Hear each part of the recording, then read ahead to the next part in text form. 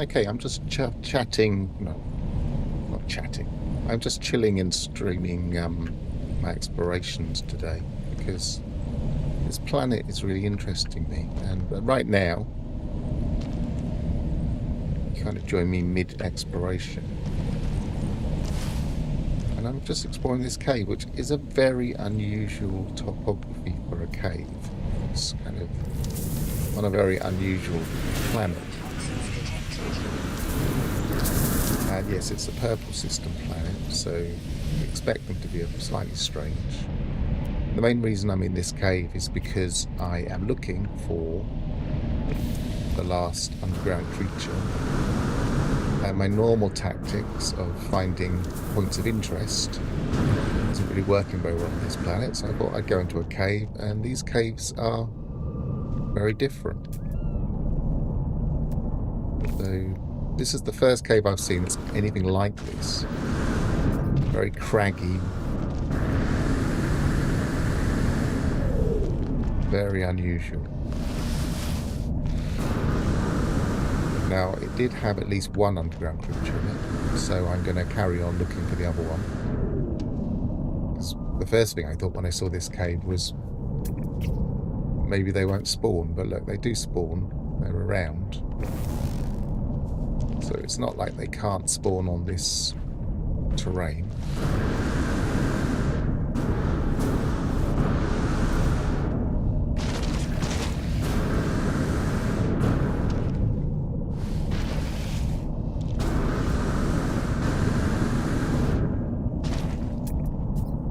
Oh, there it is, the last underground creature, which I think is the last. Oh, it has to be a crab, of course.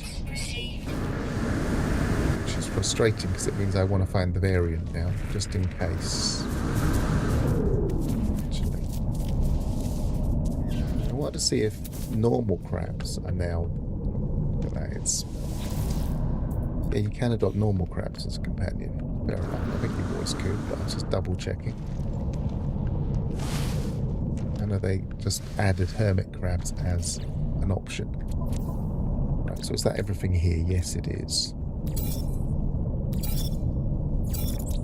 I started exploring this planet yesterday. I was just kind of in the game watching somebody else's stream, and I just kind of popped in and landed on this planet. And I haven't left. I've kind of hung around and explored it because it's just a very different planet.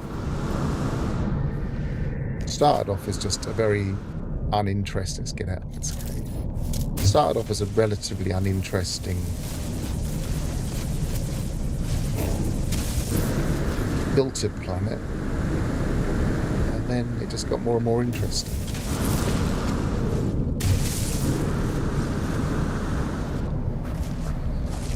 So like, nothing unusual really. I mean, the topography is different, but then these are new planets, so they use a different system for their terrain. It's quite an interesting coloration.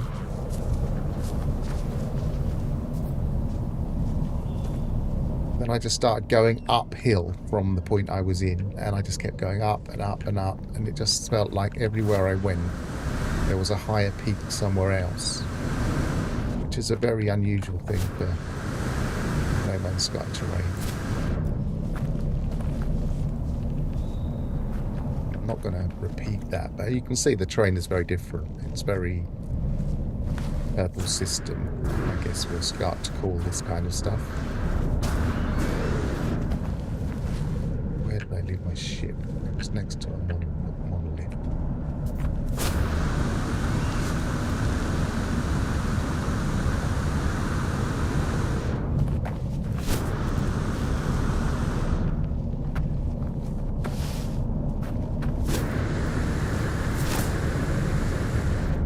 Get in the ship, I can explain some of the unusual features of this planet.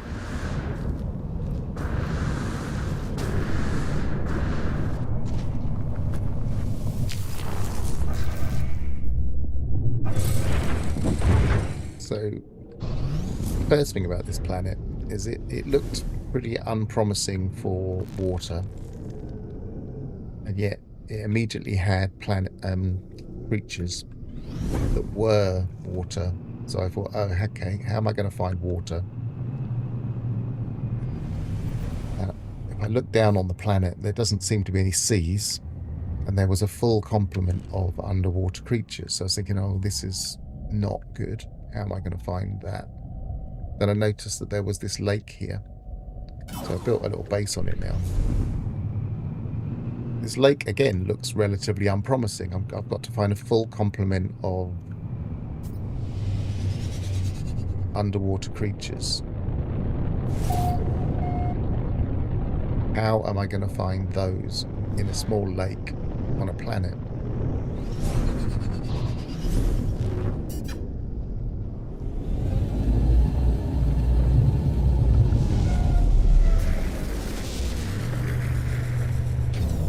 I've built this in the middle of this lake.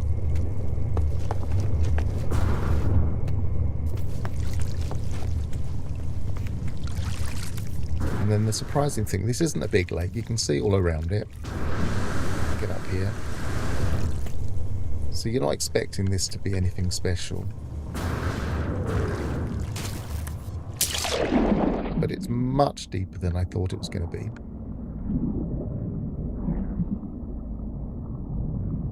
And then I start scanning it. Can't see it from this angle, but it's so deep that there's a crashed freighter down here.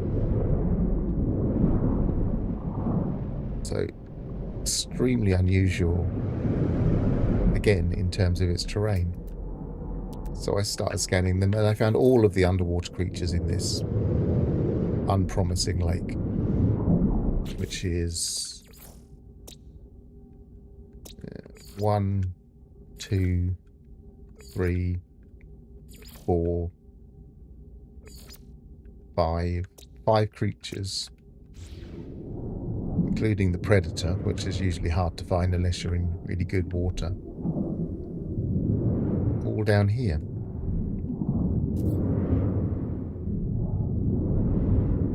With depths of over 140 units, which is just crazy, really.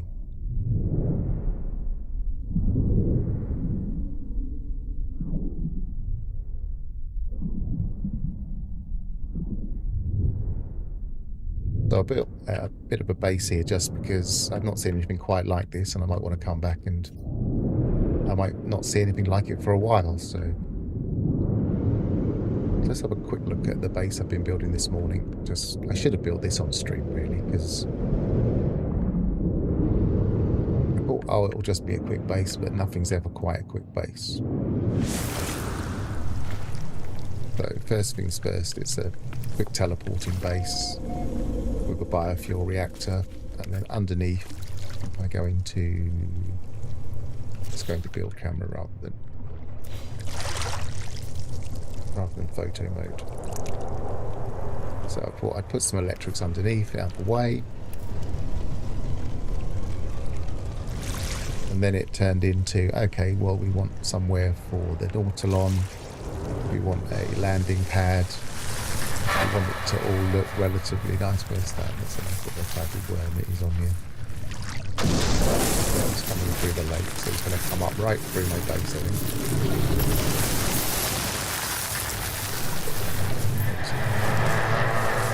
There it is.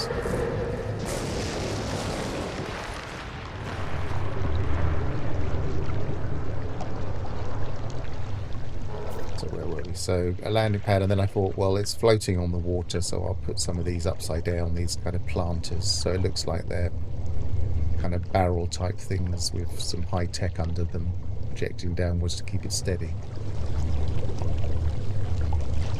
And a landing pad under the wood. So there's not much to this base, but I don't know, it took me about half an hour. I find it interesting that this new water, if you're inside, it doesn't pick you up, but you do get the waves inside, which is very odd. But it knows you're inside. If I was out here and the waves came up, they were high enough, it would pick me up. So it must know the difference. Why show the water? I'm not quite sure what's going on there.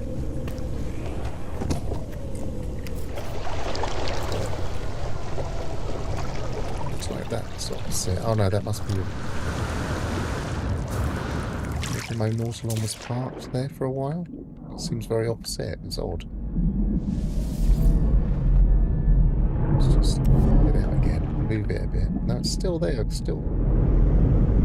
Oops, underneath something. Yeah, there's an offset to the water effect. Very odd. So what happens if I actually just put that there? It still doesn't move. Now I've got another one. So it's supposed to be very odd.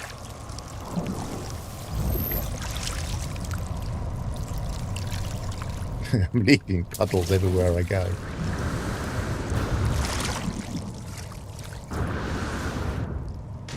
I might have to clip that and send that as a bug report because that's just weird.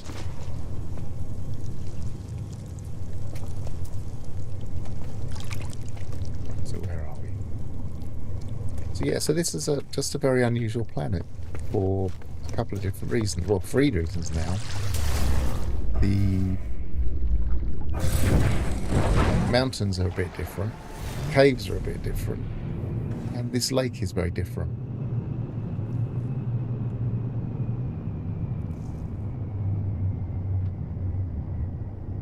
So it very quickly goes up to high ground here.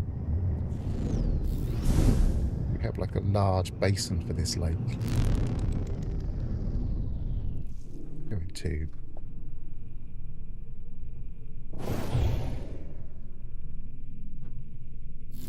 unfortunately the filter, and at night you can't really see an awful lot.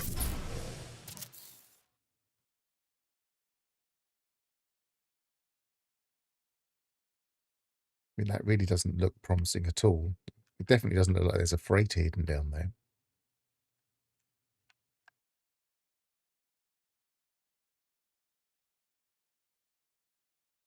It's very craggy.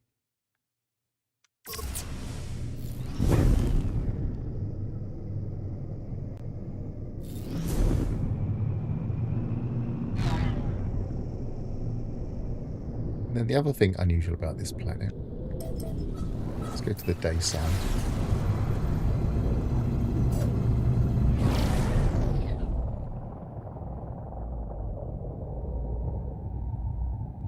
Something there. What did I leave there? Is that where the monolith was?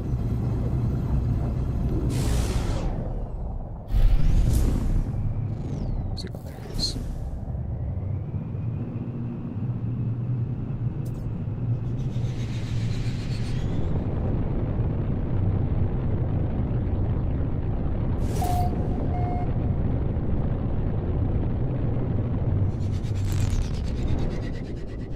Oh no, it's I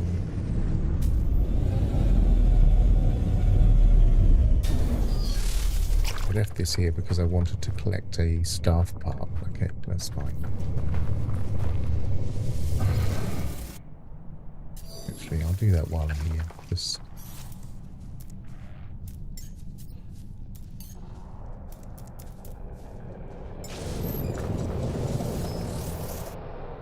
trying to get together the parts for my radiant staff. So I just find it easier to do it this way. Go from drop pod to drop pod. Where is one? Did it actually give me one? Did it give me that one? No, I didn't check that. No, it didn't. Didn't give me another one.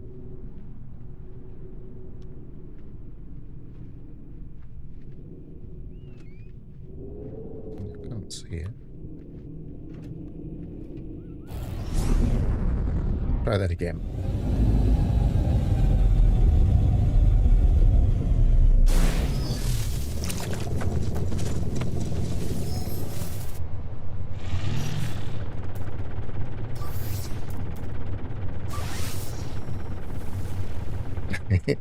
There's a drop pod right there and it can't see nearby structures.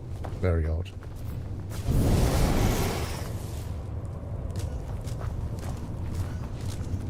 Just didn't have enough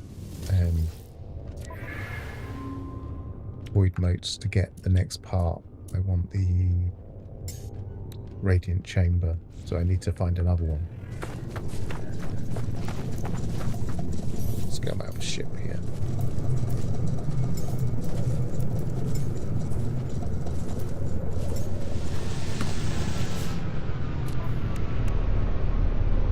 It doesn't have any left. I used to use the pods. See what the technology allows us to scan for.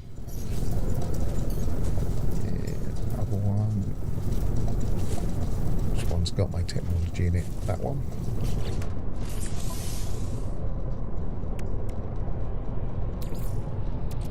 Technology recharge. It's not going to scan for the right things.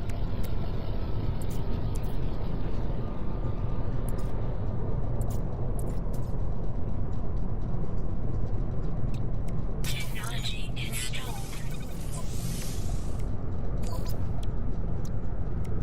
Wait, hold. I haven't got near that right now, I don't think.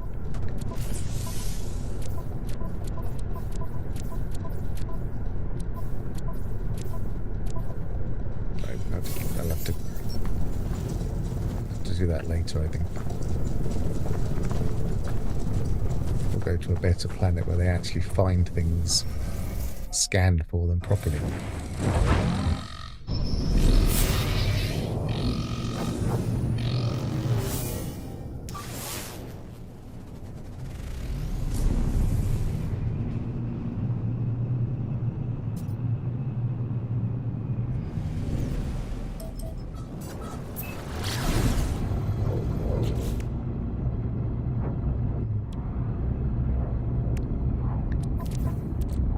We have some living slime somewhere.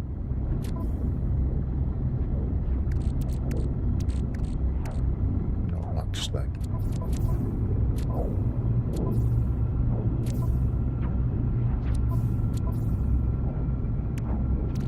Hardly any. None in there. Never mind. We'll do it this way.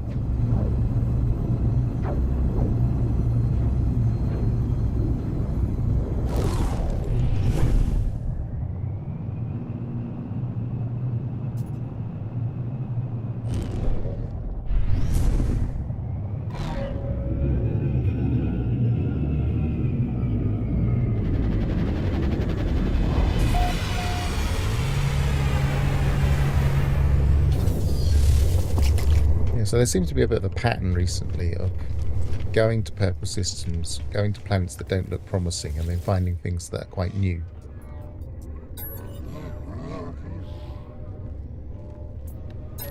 Charts we want. Exos. We'll use all of them. Let's get 5. Will it pop any of them in this system?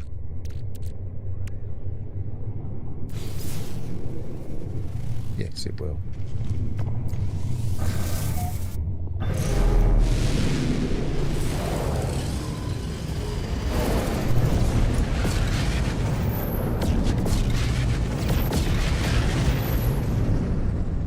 The planet I was on.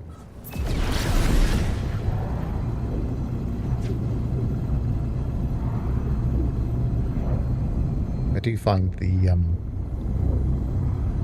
drop pod charts are the most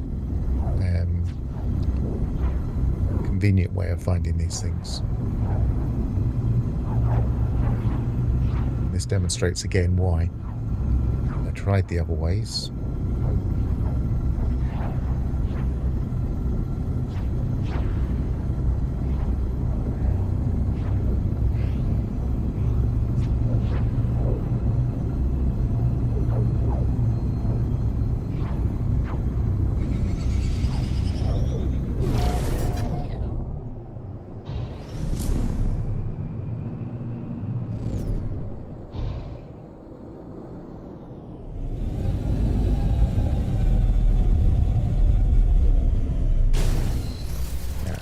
actually get some open cave terrain. I wasn't getting any of that and any of the points of interest before.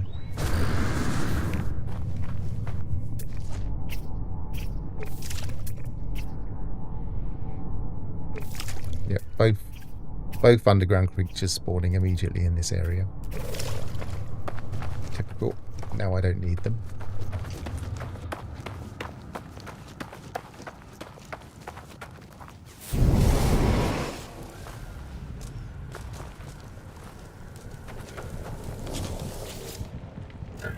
Just don't want the repair autophage.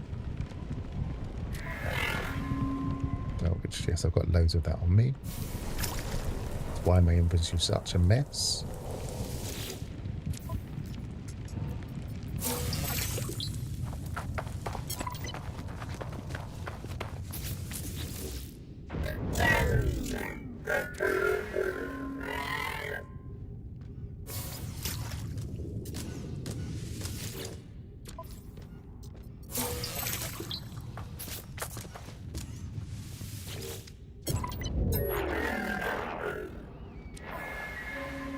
No, don't want that one. Let's have a quick look here. I'm not in a high economy, so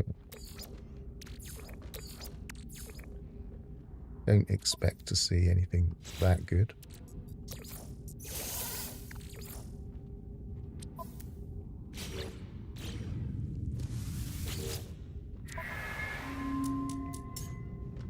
Yep, we get one here as well. We've got the moats now. Product received. I can pick up that other. Yeah, actually, I could probably buy another one later. So I'll leave that beacon where it was. Right, so the other thing I was finding interesting was some of the fauna here. Let's see if I can find it. Got a sloth dinosaur up there, which you see those a lot, but there's nothing special about that.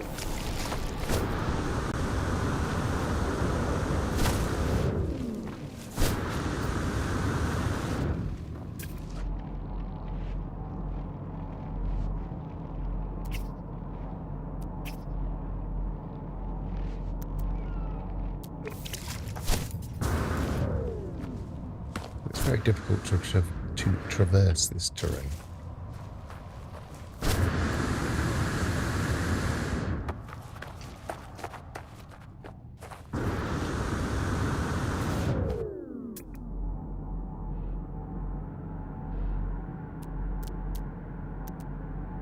It's also difficult to find creatures because they're always just over another rock.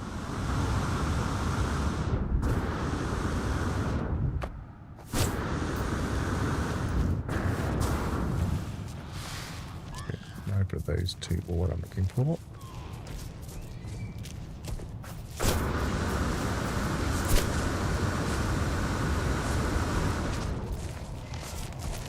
It's quite big.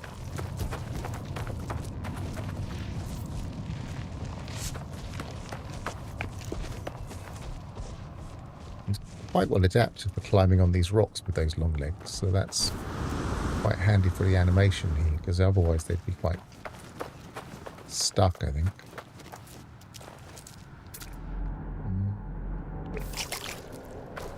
Looking for something else.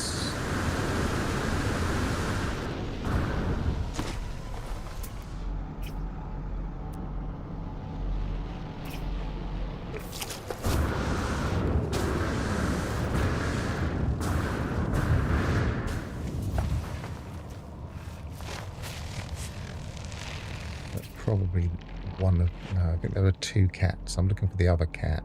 And I don't think that's the variation either.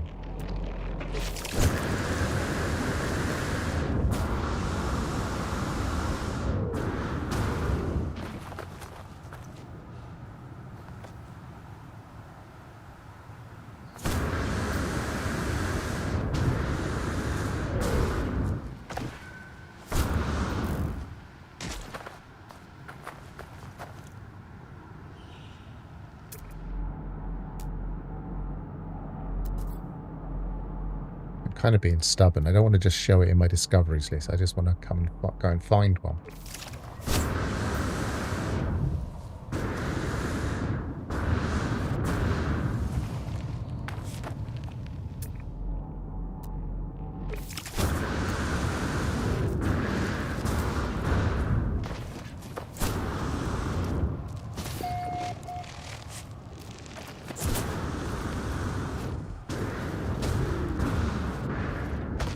Deposit sodium.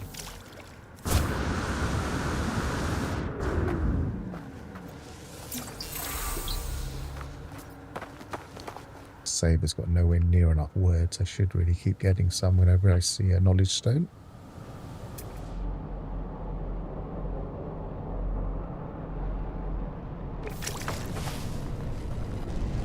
Still not seeing it. I think it's a rare land creature that I'm looking for, so the spawn's going to be a bit slow, unfortunately.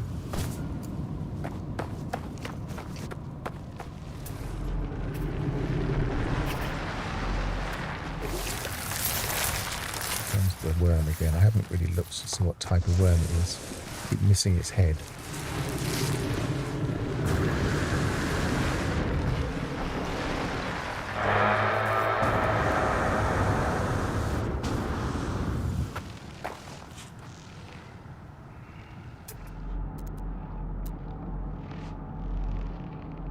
There's loads of creatures there, but I don't think any of them are going to be the creature I'm looking for. We just ran past all of them. The trouble with rare spawns is they can spawn later, so they can just spawn behind you.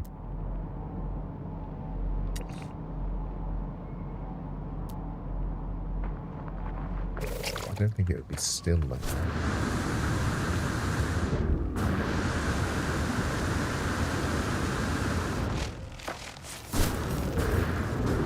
Well, it's showing the terrain anyway, which is part of the thing I wanted to do.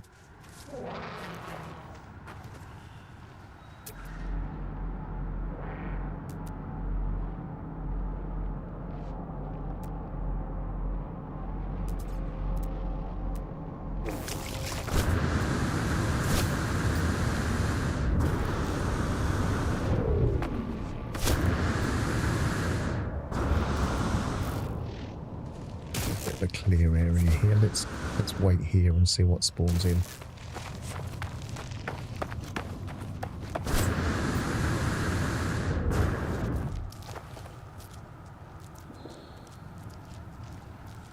These things spawning everywhere. Hello, is that Horth SMS? I'm just exploring, but I'm exploring this purple planet that is very different to planets I've been on before. And I'm looking for one particular creature I liked. But it's a rare spawn. So it's refusing to show up today.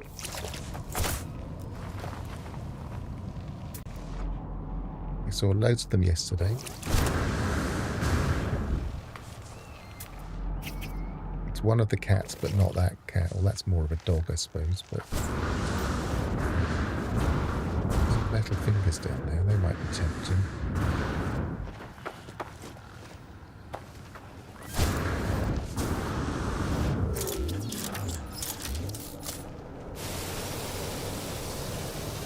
Always handy to have some uranium. Got a mine somewhere probably on this save, I think.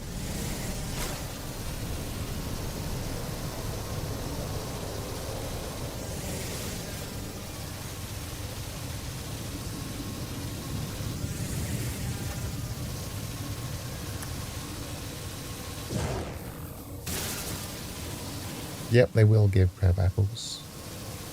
Tend to be called.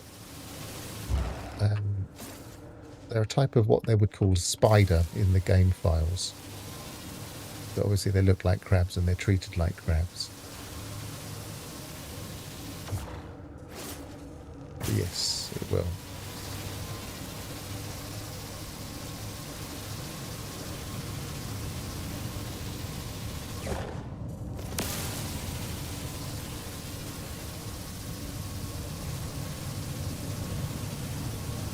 should be using more of a multi-tool really, because this is a rubbish mining beat. That one's probably got a better one.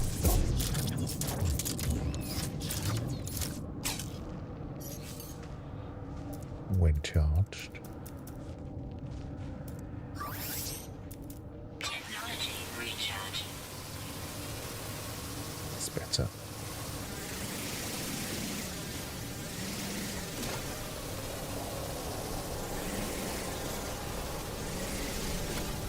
Is there a particular reason you like the Cake of Sin? Is it one of the nutrient ingester things?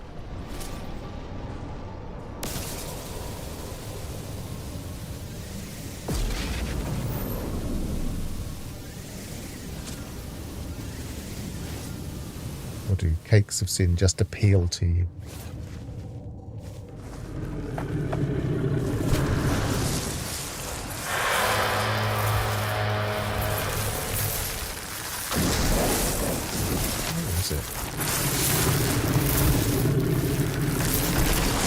Not a good planet for spotting the worm on, because they're always in a dip somewhere, or it is.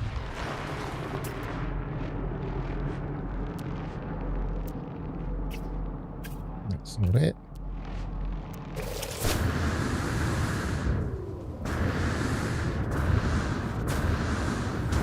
Ah, I see. So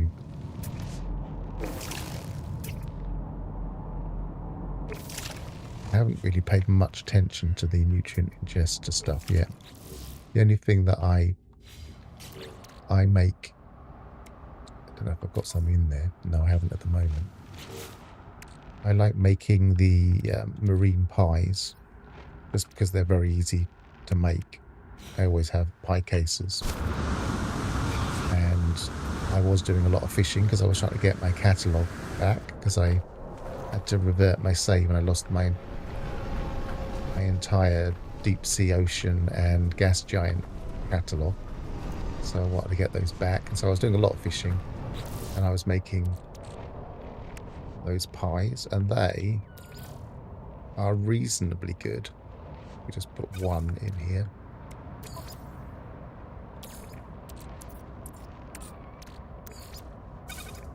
They're not the absolute best, but they're reasonably good for breathing efficiency. Anything in the 50s is pretty good. But they're very easy to make if you're fishing. And you have pie cases, which I always do.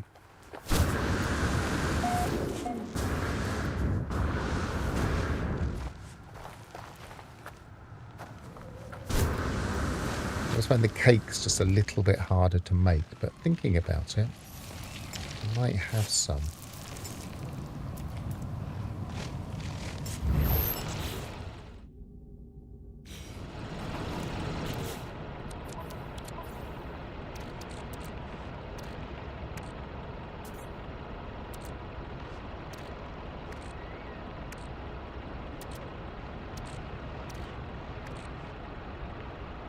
Got quite a lot of the cakes. I don't seem to have... Oh, there was one. So let's test it.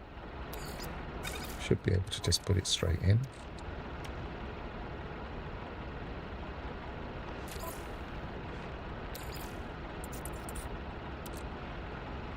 Cake of Sin. Yep, that's pretty good. 6,463% mineral analysis rewards. I'm not going to use it now because I've only got the one, and I might want to use it for something else. But and I've scanned all of the creatures here. I've scanned all of those. That minerals, that one. I don't think I've scanned all the minerals, but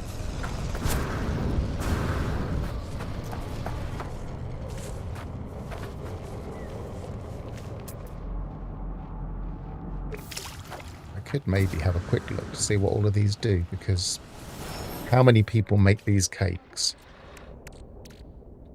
So let's start from the beginning.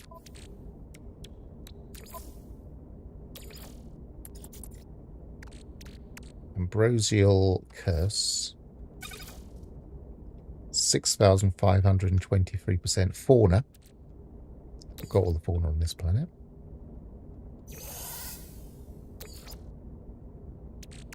Squirming Fancy. 6,047 fauna. Cake of the Lost. 6,059 fauna. No, I just put that in the wrong place. I wanted to try and keep them in the right place so that they wouldn't get lost. Yeah. Riving Jam Puff. 6,387 fauna.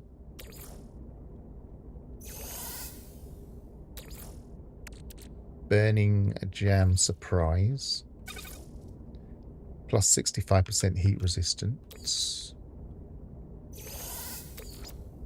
Guess that makes sense for Burning Jam. Unbound Monstrosity. Oh yeah, Mr. Pontifex. Yeah, this is kind of my morning coffee too, although it's now early afternoon. I'm often drinking coffee about the turn of the day. 315% jetpack, that's not bad, but that's not an easy one to make. Throat Ripper. Fluffy Throat Ripper. Fortunately, I have now finished my coffee. 6,181 flora. So a lot of these are flora and fauna and mineral stuff. Cake of Sin. 643. 6463. Unbound Cream Horn. 6362 fauna.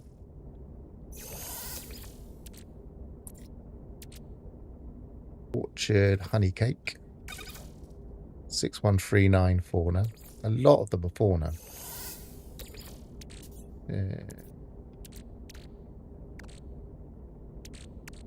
Yeah, I'll quickly show you in a second. Let's just quickly go through these, just in case there's something really interesting. Plus 97 solar panel power. That's actually quite nice. I'll get back to the staff in a minute. Shield strength plus 43. Do we need shield strength? Probably not. By the time you've got all of these things, probably not. What's this? Itching Creeping Honey Sponge Cake, is it? Sponge, a sponge. 6305 fauna.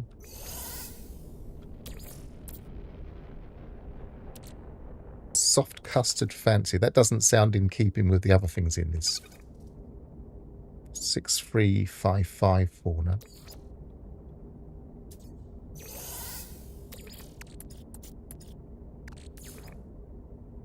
Definitely Cold Ice Cream. I was expecting that to be something different. 64% breathing efficiency. I know chocolate ice cream is quite good for, I think it's for cold. That's quite easy to make. Monstrous Donut. Donuts are hard to make, I always think. Minus 37% recharge time.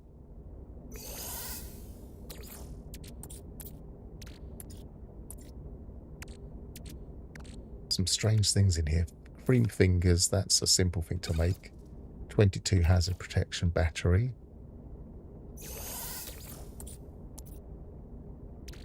Lake of Eternal Sleep. Plus 42 shield strength.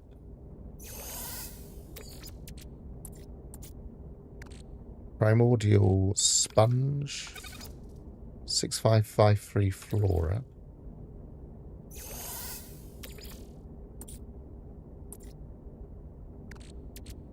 Gooey Delight. Horrifying Gooey Delight. Jet, that's nice. Plus 326 jetpack tanks. That would be handy here if I had a few more of them.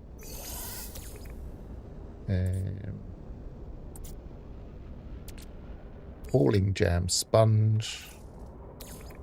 That's the Flora.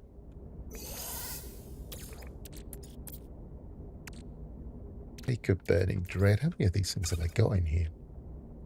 54 heat resistance. So again, it's got burning in the title and it's heat resistance. So they seem to have gone through them and match them to their names. Cake of glass, jetpack tanks, 325.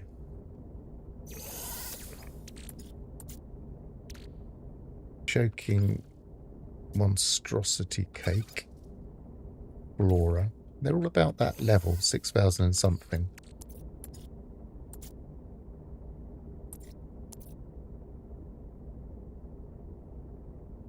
What was I? Was it that one? Yeah. Already looked capable of souls. Monstrous honey cake. Order.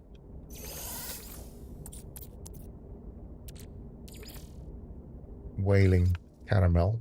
6. There's not quite as much. But Flora.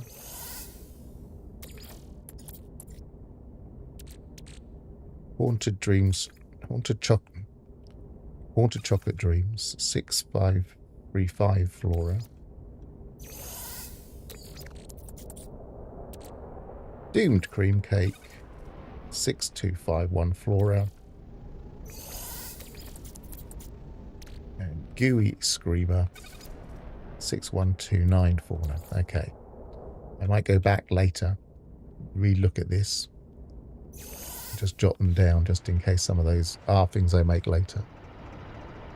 It's not the cat I'm looking for. Right. Have you gotten the harvest modules to work? I have a pellet feeder and a harvest all powered up, and I can see animals using them on occasion. But when I leave, I'm not getting resources. Yeah, unfortunately, they have always needed nursing. You have to hang around. You leave and come back, and sometimes, very occasionally, you might find something in there that wasn't there before. But I find you just have to hang around on that base. So what I tend to do is I tend to make very large,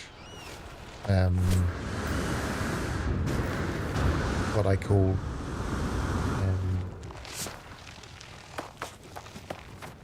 dairies.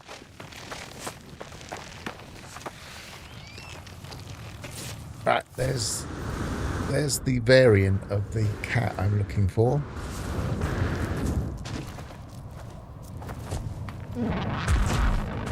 I really like its almost bee-like hair. I promise I'll get back to that point about the staff. This is what I've been looking for. I don't know if I can really see the light. Let's speed it so it stops walking away from me.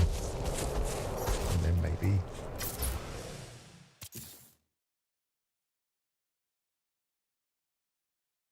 really nice, kind of a honeybee cat.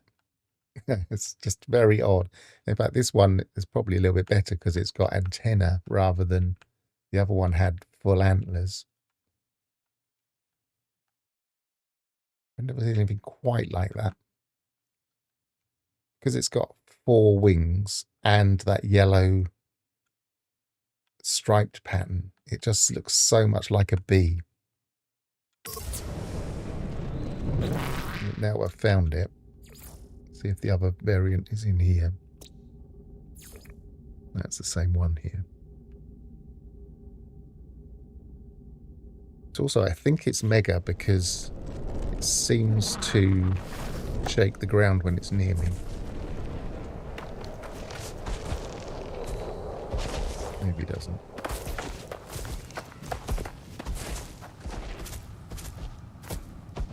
No, it's not. I'll demonstrate that to myself again. No. Right, so yeah, I have this multi-tool. Help if I just pulled it out first. This is a glitch multi-tool. And I want to make a video about it just because it's got exceptional stats. So in order to make a video about it, I want to build it again. And it's a radiant head, and so I want to have the other radiant parts to go with it in order to make the video and show the radiant stuff. The only problem I have with it is I don't really like green. But I'm not quibbling because the stats are ridiculous. The damage bonus out of 50 is 49.99 0.57, I think it is, which is the highest I've ever seen. And the supercharged slots aren't perfect. We've got 3 in a row and 1 off to the side. And frustratingly, if that was there, that would probably be near perfect, or perfect even, because you tend to find if you put the neutron cannon there next to 2 supercharged and all the others, then it gives the highest potential, but not quite. So it doesn't, but it's still a very, very nice multi-tool for its reasonably good layout and also for its stats. Unfortunately, it's a glitched multi-tool, which means that it's tricky to get, and you need to swap it for another multi-tool. You can't just go and claim it. So it needs a bit of explanation. If anybody ever wants to try and use this multi-tool, I need to make a video to explain how to get it. I have kind of shown it in streams. So if you look back at, when was the stream?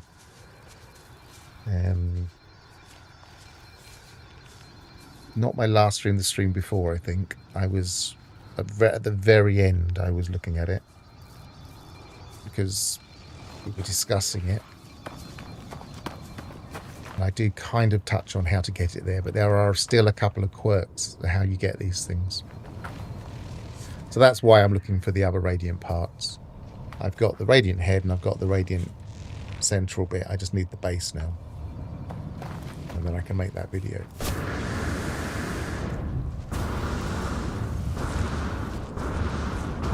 Obviously, you don't need the other Radiant parts. I just want it to look complete. You could build it with any parts except for the Radiant head. You'd have to use that.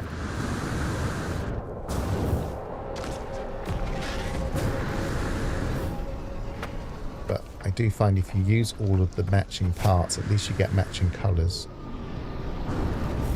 Is that the upper variant? Just there.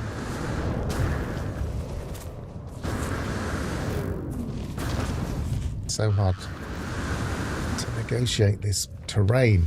No, that's the first one we've already seen, I think. Or is it?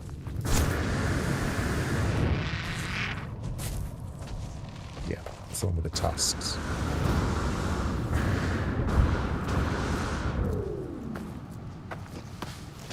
This terrain is a pain in the neck. I love it. It's fascinating. It's very different. It's hard to traverse.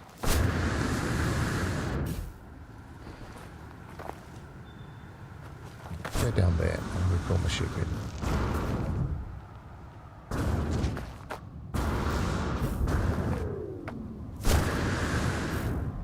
I thought it was a flat area. Can I spot a flat area?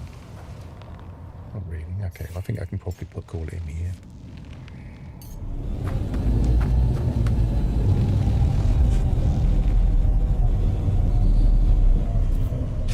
I'll quickly show you, as I'm going to go back to the base anyway, how I farm and how I find it most efficient to farm, because there are some oddities with farming. So I can understand why you might find it not really working for you.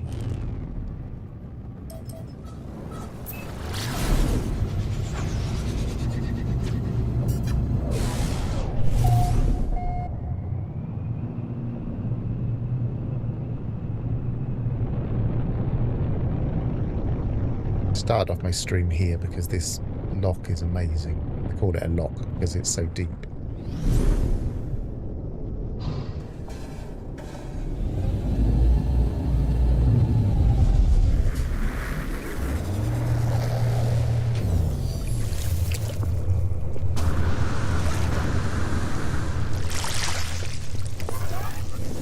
So,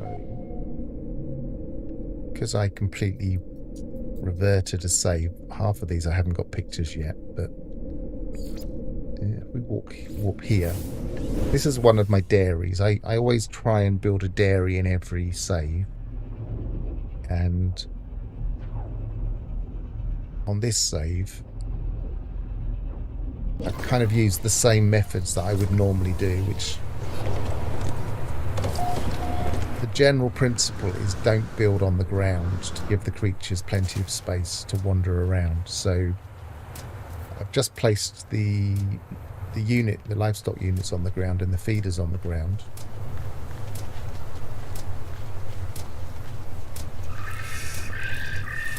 But everything else I've just got floating above. Because it's also sometimes stormy here, I've kind of covered it.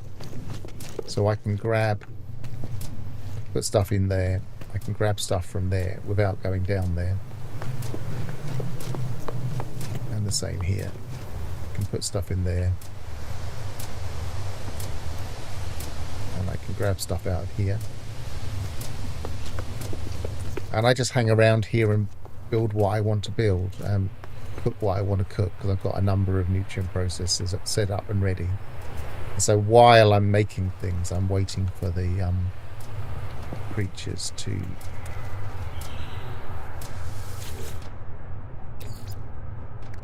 put 10 in each, or maybe 5 in each, that'll do. You'll see how quickly it works. But there must be some in this one already, because they're all got question marks. Oh. Maybe it's just because I just put some in, I don't know.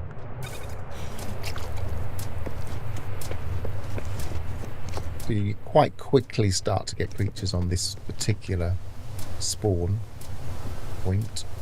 It's always a good idea to set up these things on spawn points where you see lots of creatures. And generally this is quite a hands-off base, but often if I left and came back, while some of the creatures might still be interested in the food, you'll very rarely find anything in the livestock unit that isn't already there. And they can take a while to fill up anyway. So that's how I harvest. General principle being build a base off the ground, put everything lower down that you can still reach. So I can just be efficient with building things like pie cases, which is one of the things I love to build. Because pies are quite a quick way of getting nanites, I always used to find. I don't use it much on this save anymore, but I've always got a few pie cases handy.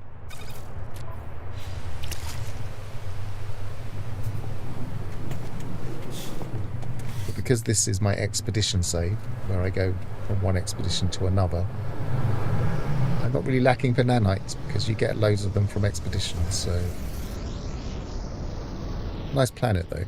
It's not quite white. It's kind of an off...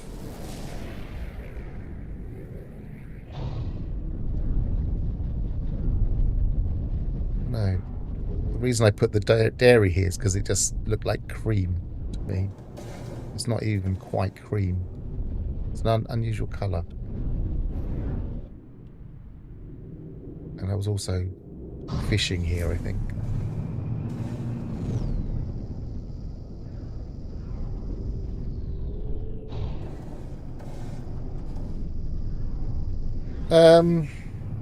Not really. So I'll read that out just in case.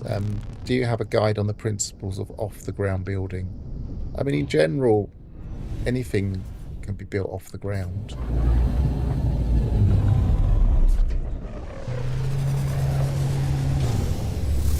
If I was starting a base from scratch here,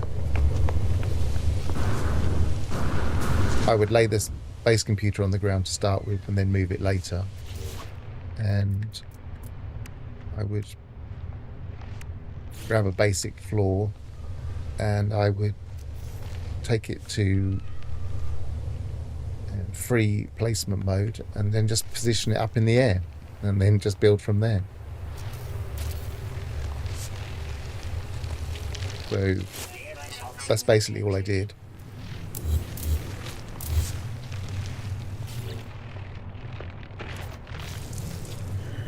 When you're standing on the ground and looking up in free placement mode, these parts do tend to just hover there.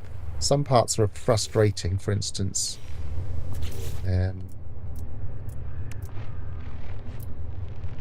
Something like this needs to be snapped to something, so you can't make it free position. You have to connected to something else. But other than that,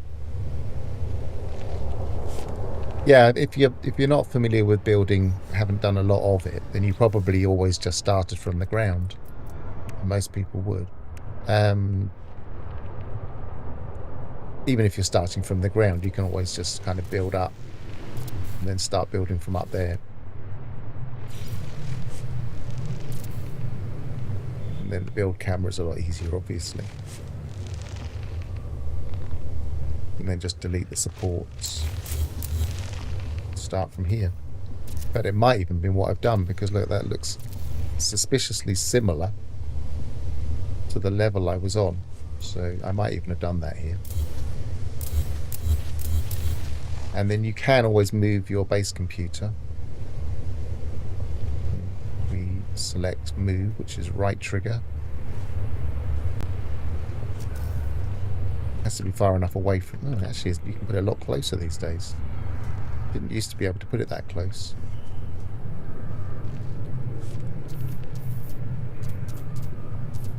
If I wanted to position it in the middle of here, facing towards me, put that little light slightly to the right. So if that was on the ground, I could move it up here afterwards. Put that back where it was. So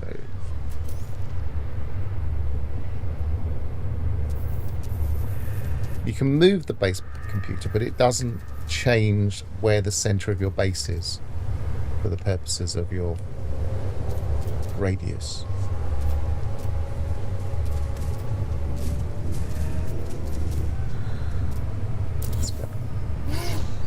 Good morning, Gravnaut. Oh, well, good afternoon where I am.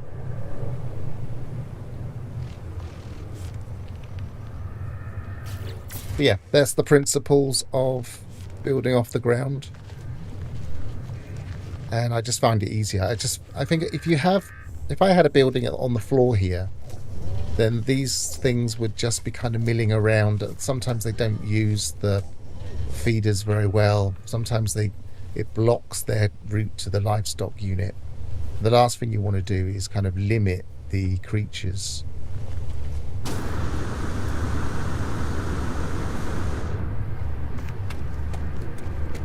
You just want them to be able to move around freely. Right, I'm going to go back to my Loch Scotia base, which needs a better picture.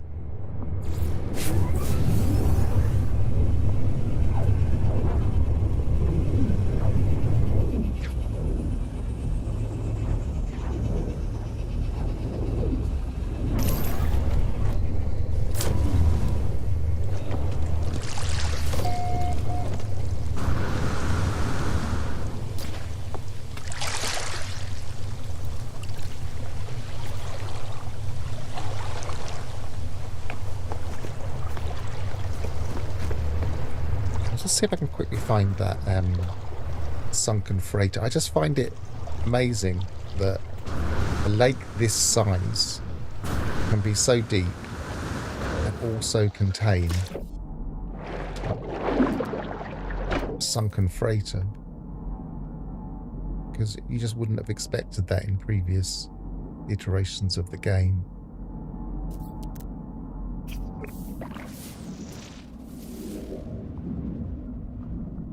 Because I've used it, it's not scanning it. Let's get in the sub and look around.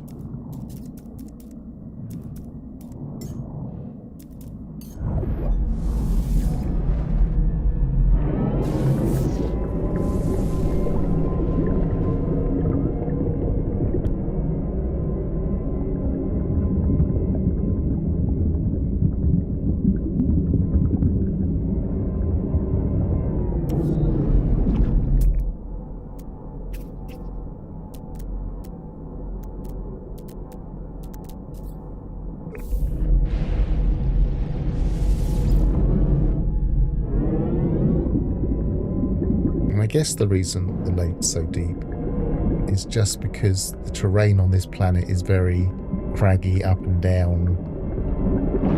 So it gets to a lake and it just does that the same. It goes down a lot.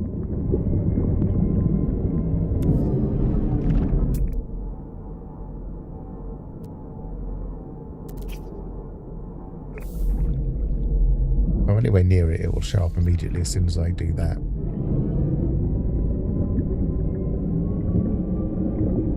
Nice, we've now got a boost on the Nautilon.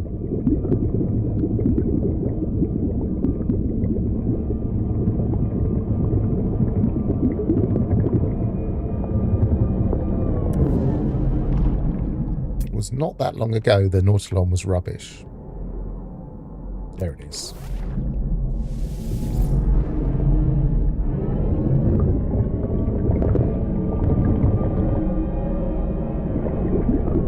But yeah, in a very unassuming lake, we have a complete sunken freighter.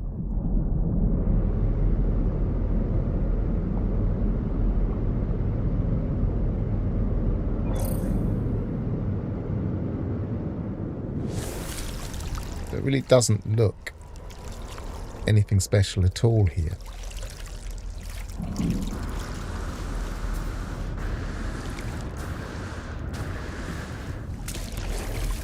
Looks like a floating, swimming creature over there.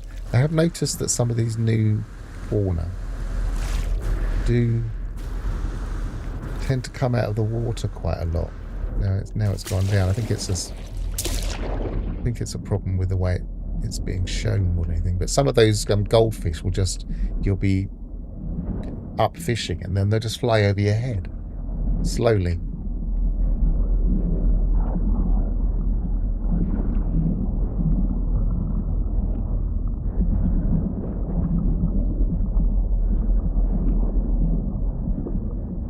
So this is quite a nice place for a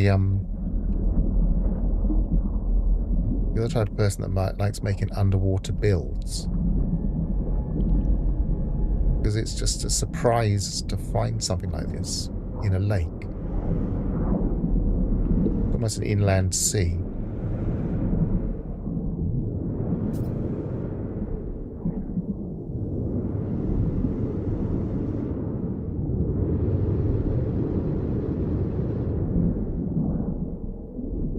Bring those back to life with some build parts that glowed.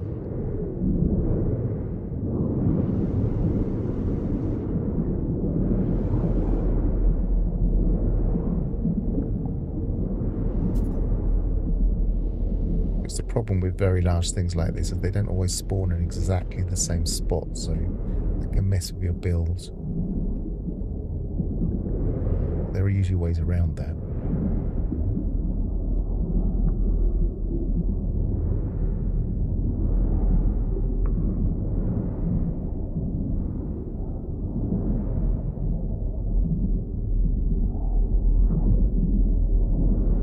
It's just an ordinary standard layout freighter. I've already mined it for all of this stuff.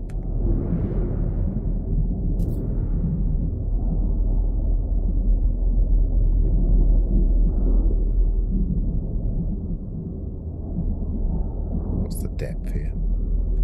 So it's not too bad, it's 100 odd.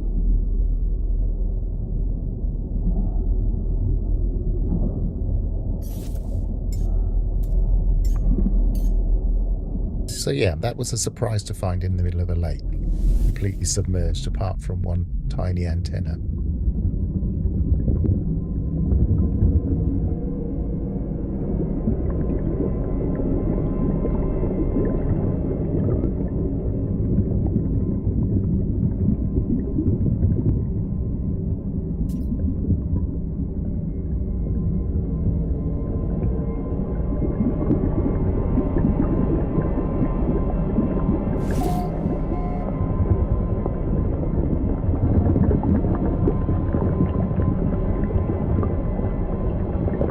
Should get out of the habit of using my jerky controller movements. Just being a little bit smoother when I'm streaming.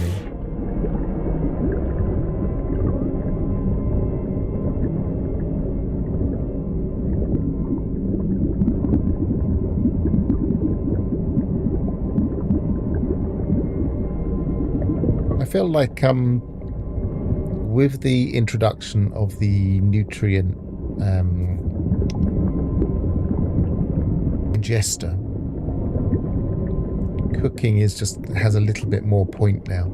Obviously, we've always been able to cook for buffs, but it's been very... Oh, wrong button. I've changed my buttons. One of the things when I'm in experimental mode, I'll sometimes experiment with my buttons, because I know that they'll revert when I go back to normal mode. What was I saying? Yeah, with the nutrient ingester now, it just makes it more convenient. So a lot of the things that we used to get buffs for, we now get much better buffs for, and more consistent buffs. So yeah, I can see cooking being a little bit more of a common thing. And then of course there's the Chronos being able to hand out stuff, giving you nanites for things that you might have already baked or can bake quite easily. Yeah, you do have to hang out there to accumulate the resources, but if you're baking anyway, by the time, like say for instance you wanted to make, like I was doing here, I was making a couple of hundred at the time marine pies, because they're quite handy for, well, one, they have 40% life support, and then if I shove them in the nutrient processor, they have... I'll just do it like that, can you? Can't remember the exact number again, so I'll just quickly put it in there. 51% breathing efficiency. That's quite a handy thing to have, just if you're going to be doing a lot of exploration underwater, especially these new deeper underwater planets. So if I'm making 100 or so of those, I'm going to be hanging around at the dairy base anyway, so it will accumulate that way.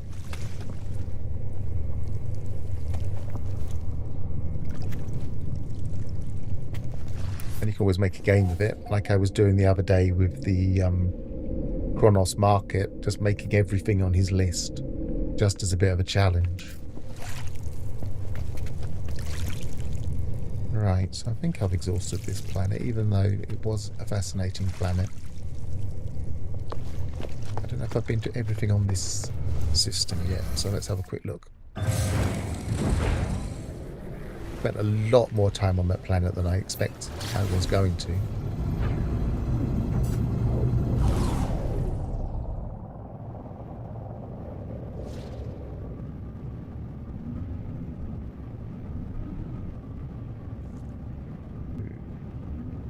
That's a deep underwater planet.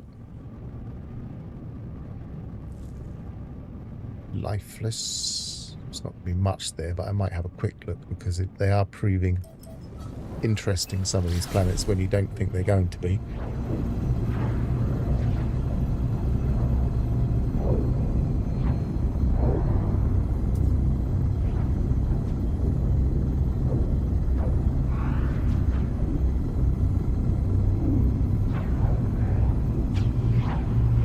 Nutrient ingester is very handy playing in abandoned mode, especially for increased jetpack tanks. I imagine in general it's quite handy for abandoned mode. And it's not one of those things that's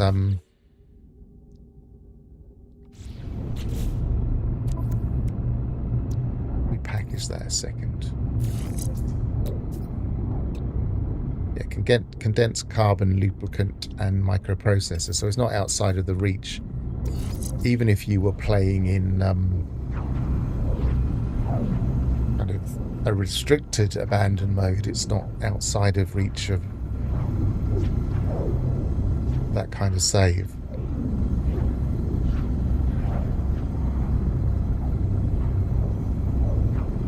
The question really with abandoned mode is, how does it work?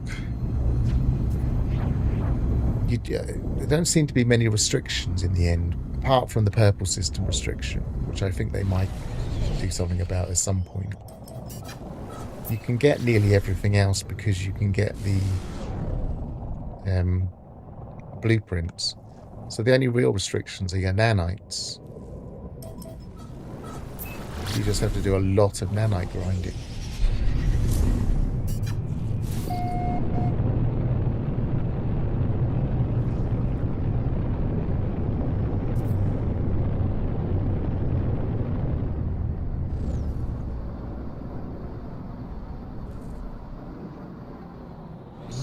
quite a standard planet. What's this building? Is that a building? No, it's an illusion.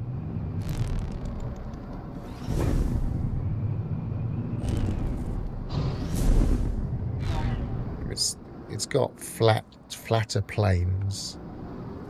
Is this one of those assets? Yes, it is. It's got the bulbous terrain features.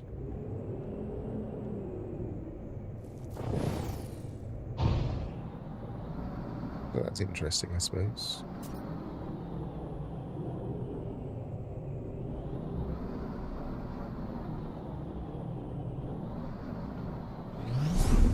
I haven't really explored abandoned mode because it doesn't inspire me. It just sounds like a not fully thought through mode. It doesn't have a, I don't know.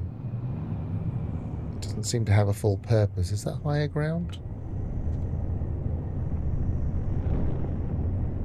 You have to find modules. Nanites aren't that hard to come by, but finding a module in machinery or cache, yes, I guess modules are going to be another restriction. And you don't really get a great variety of modules from damaged machinery, I don't think. I don't think you get all of them. I have to look at the drop rates.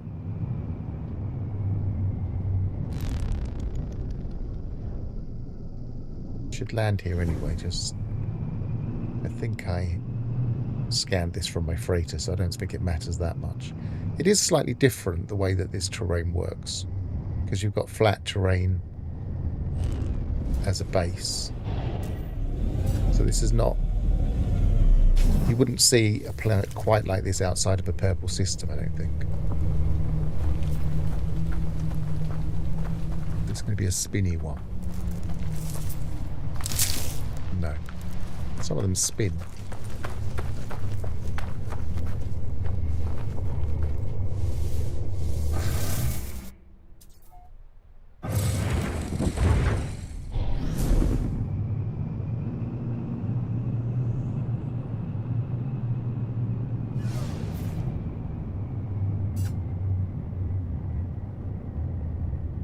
I mean, I guess one of the things that people will do with abandoned mode is play it on extreme permadeath, but you don't really have many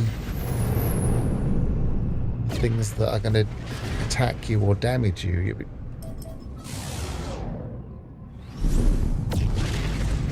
I don't think it will matter that much. It's just it will make it harder to accumulate stuff. What that one is. Another airless planet. I don't think I've been to that one either.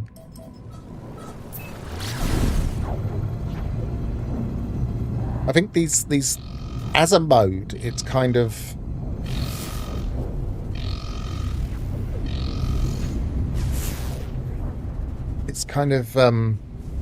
it's an interest to those of us that are quite familiar with the game and know how to work around these things.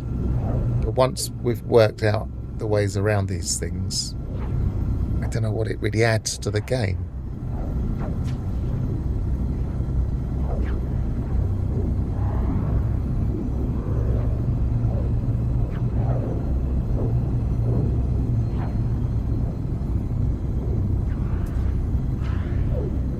Yeah, I agree. It's kind of a scavenger hunt, but I'm not knocking it. I think it's a good idea that they're introducing new modes. And it was sitting there ready to use, wasn't it? They'd done it for the expedition. It didn't take much to turn it into a mode. I'm sure people requested it immediately. That expedition was available. Said, why can't... I think I remember people requesting it. So it's a good idea.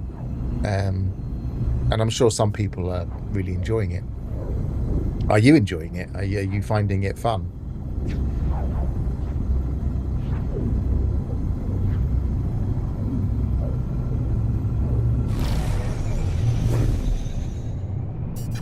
Right, even extreme permadeath, which I took to the centre of the galaxy the long way round as a challenge.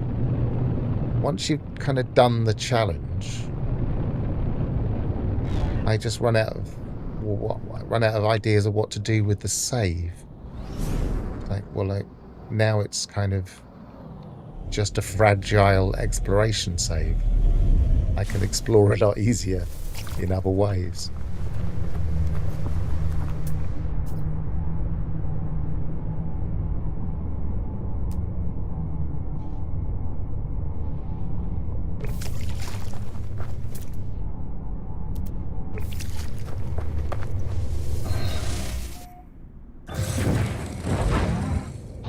See, I was never there in the very early days. I was introduced to I watched streams back then. It was back in the day when YouTube streaming was interesting and different, and I watched videos about it, and I was avidly following the development of No Man's Sky, but I wasn't actively playing it because I didn't have a computer that could handle it back then.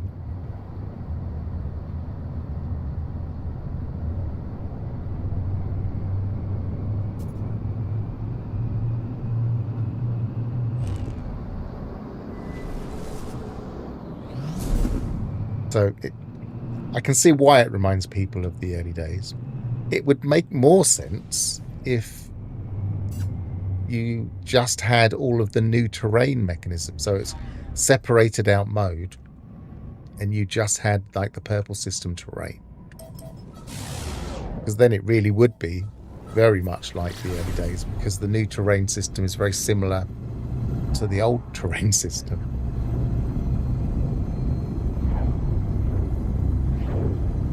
Oh, I see. So what you mean is that it reminds you of when you first started playing the game. Yeah, that's fair enough. I get that. It's a new challenge, a new way of looking at the game. I do find, for instance, that every time they increase the visual fidelity of the game,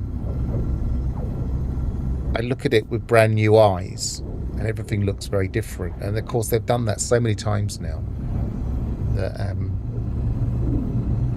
it continually changes how the game looks.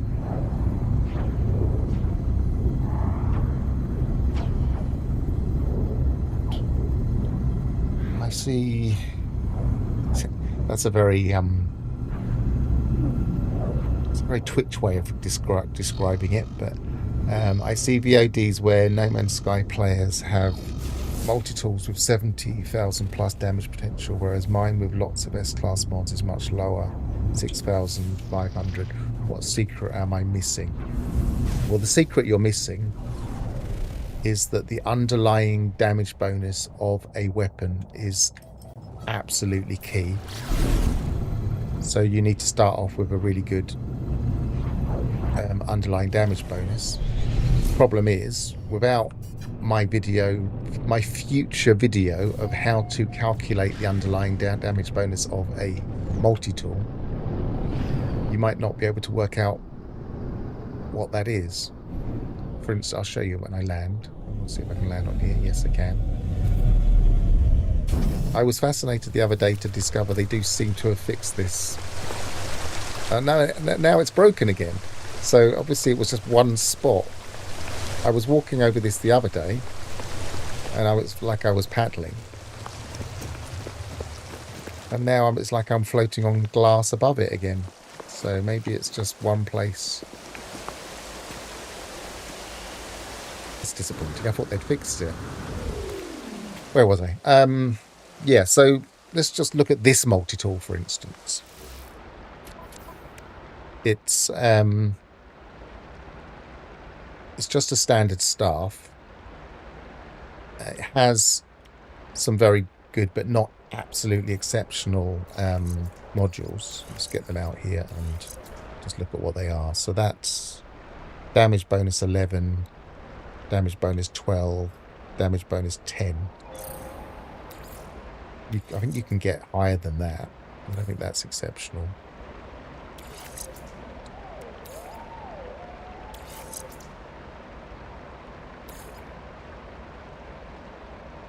Now I can't remember where my bit. I think it's probably there. But the reason that this is easily getting into the 70k mark is because of the stats of the tool. Now, I mean, I can quickly, hang on, let me just pull up my spreadsheet a second.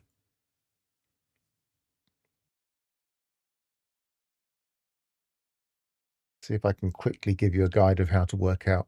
Are you on PC? Auth SMS.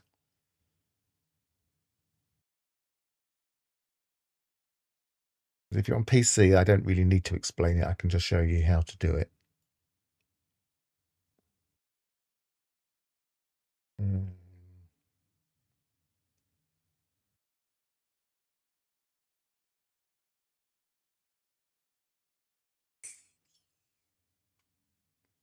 Okay. On PC Steam, what you really want to do to double check, even if you're not going to edit your file, it's worth having a save editor. And the reason it's worth having a save editor is because it's one of the only way. Hang on, my Excel is playing some silly. Oh, it's got a document recovery. Yes, I want to.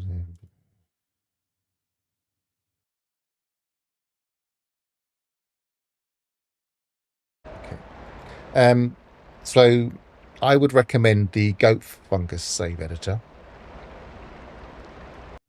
Can I make that visible easily?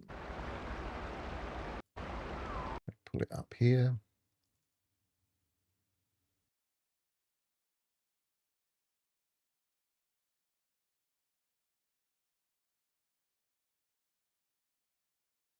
Put that on that monitor. And go to that setting.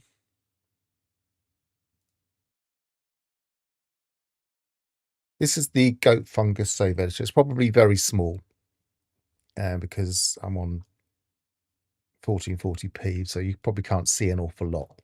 But this allows you to access any file. So in this case, this is the file I'm using on. This is the one I'm playing right now. And I can go to my multi-tools. And this is the multi-tool that I'm holding that's in the background here. Let's minimize that. So as you can see, it's a representation of this multi-tool. It's got the same layouts. But it also shows me what the stats are. And so that shows me the damage potential of this particular multi-tool. And that shows me the mining, and that shows me the scanning. And this particular multi-tool is exceptional because it's 49.9957733, whatever. It's always going to be a very long number. In No Man's Sky, seed will generate some random number between 1 and 0, and it will then map it onto the range that's available for that multi-tool. And so this is probably 0.99998, I think it works out as. So this is a very, very good multi-tool. You're not going to see many of these.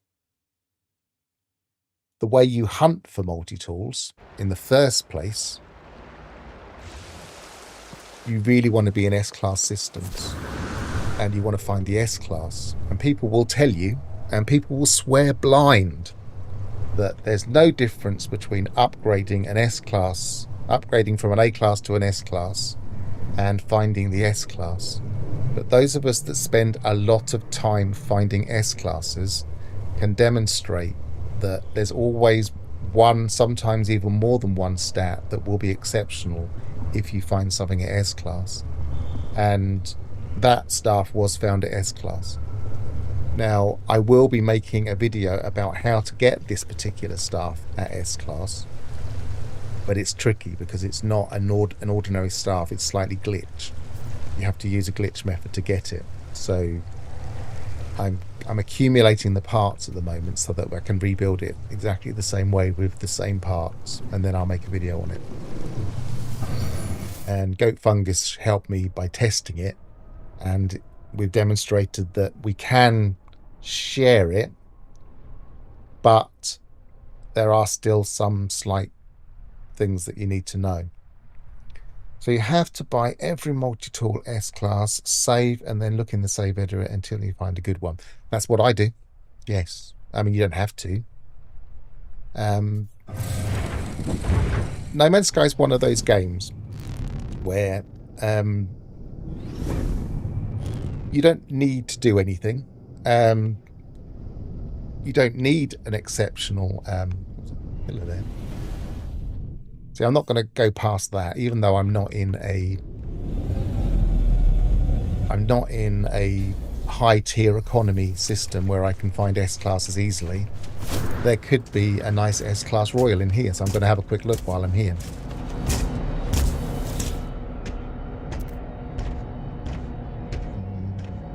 Strap weapon technology, and there isn't, but it's worth looking.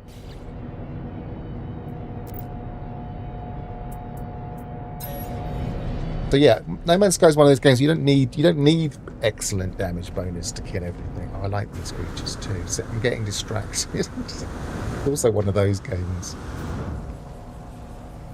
Oh no, that's the one I don't like. I've not actually seen one of these, the weird udder things. I thought it was going to be the spiky ones. That's the first udder ones I've seen. They're just weird. Look at them spinning their milk everywhere. I don't know what you get from them. See if I can feed one. I presume a milk, but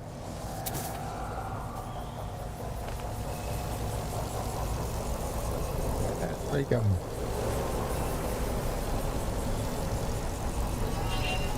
Come here. Yes. I'm not going to adopt that as a companion. That is disturbing. So I'm going to test to see if it spins the same. Yes, it does. I don't know what to think of these creatures.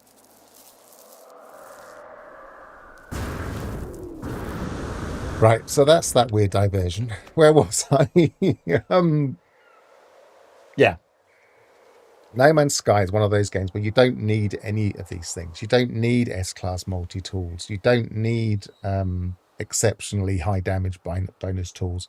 But once we get to a certain level in our save where we're, even this save, which isn't even I don't even have 1 billion units. Something to do. The game in itself is fun to play and just look around, and you just want something to do while you're looking around. So one of the things I do while I'm looking around is look for really nice multi-tools that have got very high damage bonuses, or looking for specific ships that have got very high stats, like maneuverability stats. It's just something to do. And if you want to do that, if you want to find the best multi-tools in the game, then doing that is fun. The problem is, if we look again at this multi-tool, one of the reasons that we're getting such high stats is because of this supercharged layout. You don't see supercharged layouts like that very often. So you're looking for the S-Class in the first place, which is going to be hard to find, because in a 3-star economy, that's only going to be 2% of all all staffs.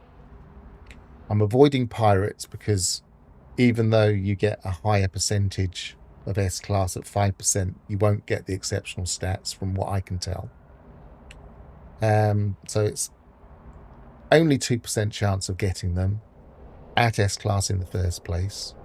The chance that you're going to get really nicely lined up supercharged slots is really low.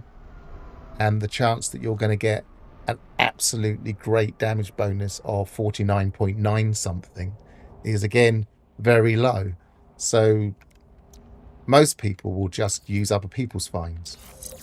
And I'm going to put this one online eventually, and while the glitch still works, you'd be able to come and get this one, and you'd have an exceptional multi-tool, and most people will be happy with doing that. But there are some of us that just want to do that for fun and find these strange things all over the galaxy.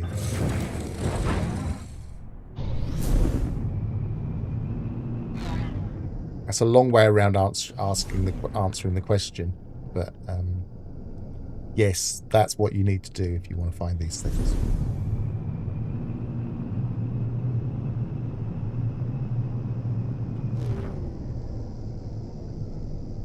But this is an interesting planet because we've got isolated mountain ranges and the floating islands. I spent longer in this system than I've spent in any system for absolutely ages.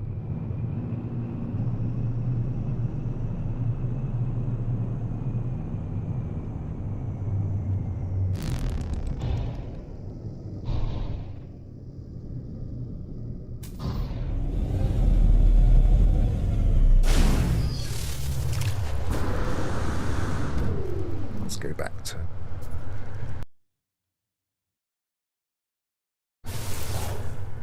Could have done that without pausing the game, but...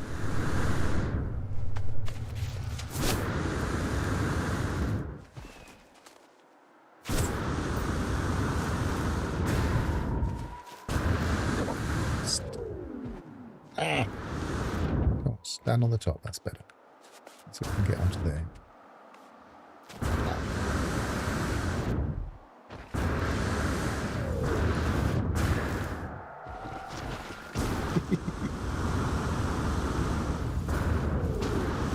If it'll let me stand, it must let me. Yes, that's better.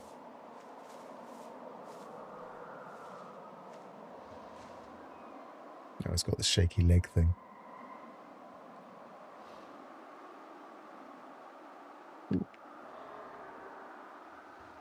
What I don't know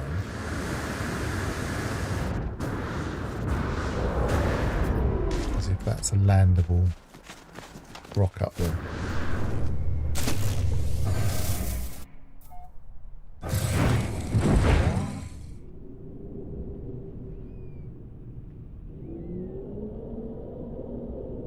Don't think it will be.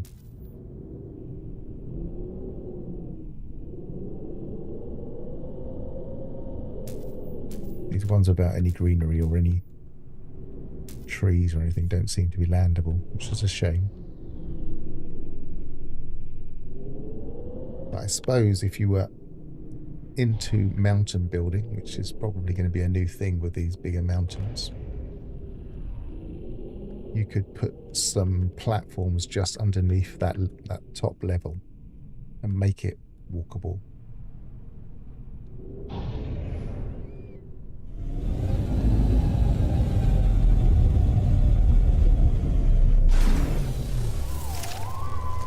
What do we get from these?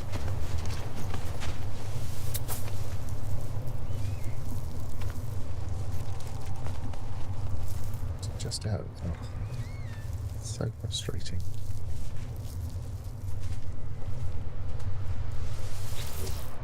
It's also milk.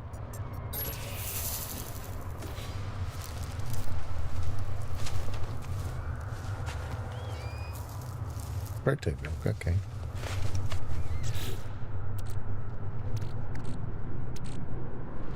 Same? Yes, same.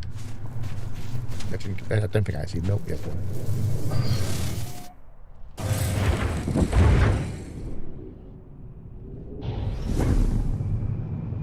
Some people are talking about mountains that are actually breaking through into the atmosphere now, out of the atmosphere now.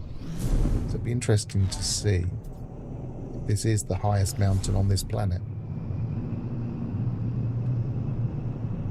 But I guess the only way to do that is to fly high-ish and look around, because you can't really see that from space.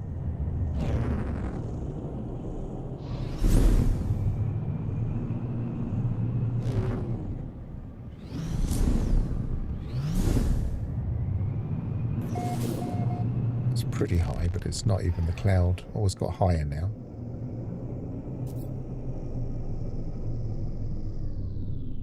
Not high enough, I don't think.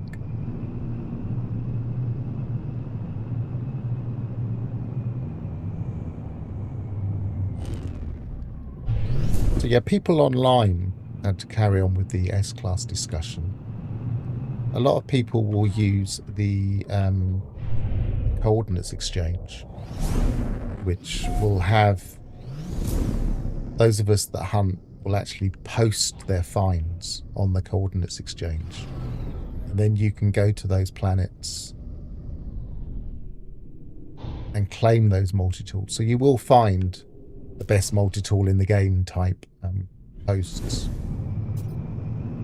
So that's the other way to do it. You just go to a planet where someone's already found it and claim it. If you do that, make sure you turn multiplayer off, because if somebody else is also coincidentally going to that planet at the same time and claim the save while you're there, claim the thing while you're there, the multi-tool or the ship or whatever, then you won't be able to claim it. You'll have to wait for a while to get it. I think you have to warp about 20 warps or something for it to reset.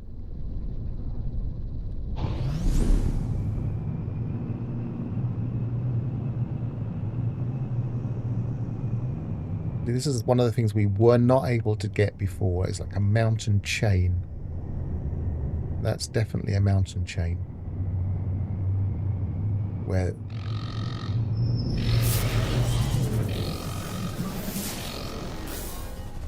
I heard that multi-tool damage has no impact in planetary sentinel fighting because the sentinels scale in difficulty based on your active tool. Is this correct? It's kind of correct. So the quick answer is yes, sentinels scale. The longer answer is that sentinels only scale up to a point, and the scaling happens quite quickly as far as I can work out.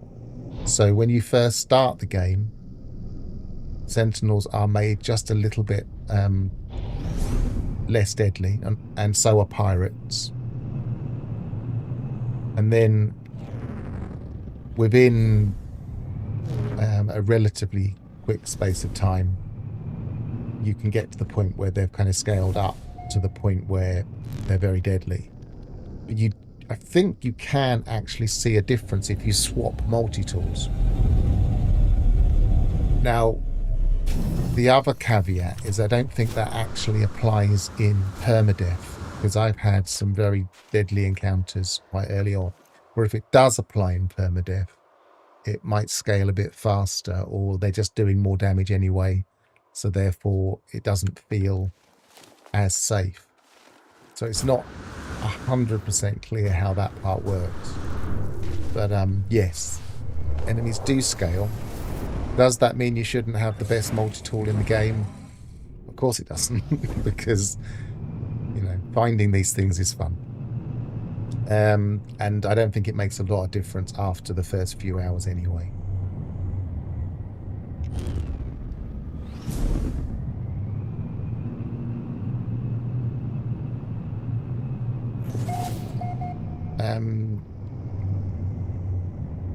So normal sentinels aren't particularly tough. The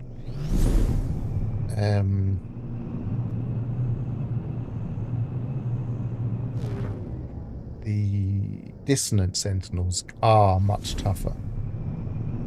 They're actually a challenge in any mode as far as I'm concerned, but if you're in max settings permadeath mode, they can be quite tough.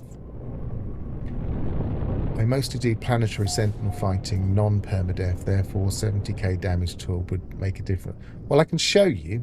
I was thinking I might demonstrate the tool anyway, because I want to test. I'm on the experimental branch, and in the experimental branch they have supposedly fixed the sentinel spawns. That's very high for an island. So if I go down to the planet surface and look for a sentinel, we'll find out if they've picked, because there was a problem where they weren't spawning the walkers.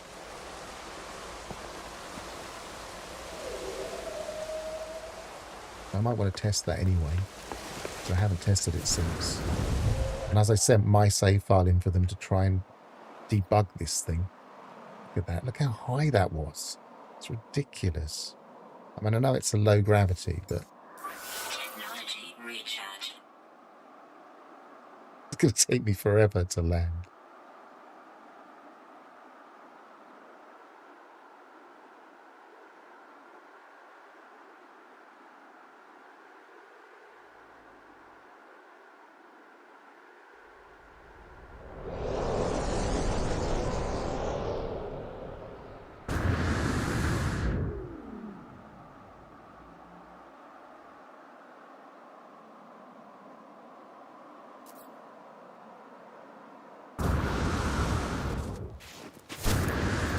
has sentinels around.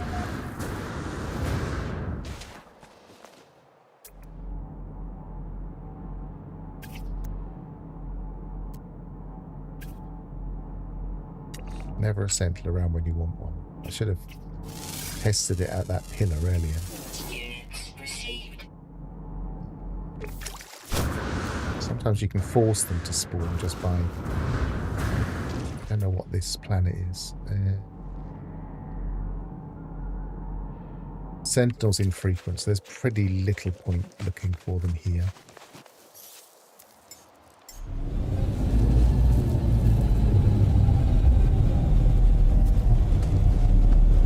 Did you know? Hang on, oh, it's glacial. I was thinking this was low, so that was falling at normal speed. Blimey, that I was thinking that was low gravity. It did take a while to land.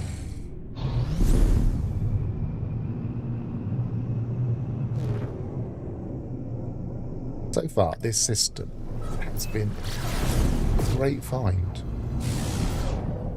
I only came here to do some fishing. I think they had better... Probably just look, can't they? Because I've scanned everything. So, dissonance. So that we could test it there, but I don't want dissonance. I want normal.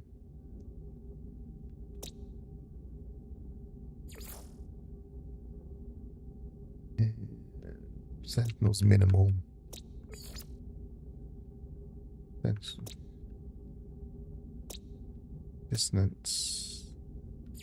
We're here, but that's infrequent. Might have to go somewhere else to test this. Require orthodoxy. That's always a good sign. So we want Romurtab.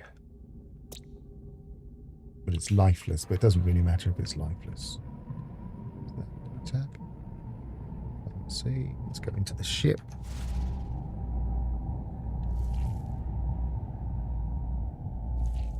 Yes.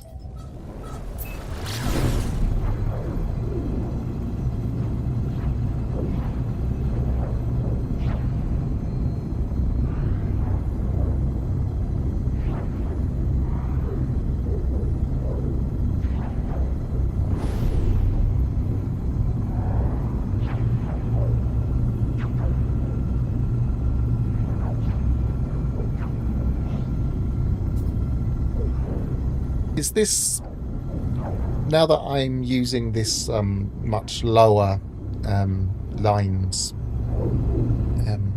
pulsing, can anybody confirm whether or not it's pixelating online or not? Or is it just relatively smooth?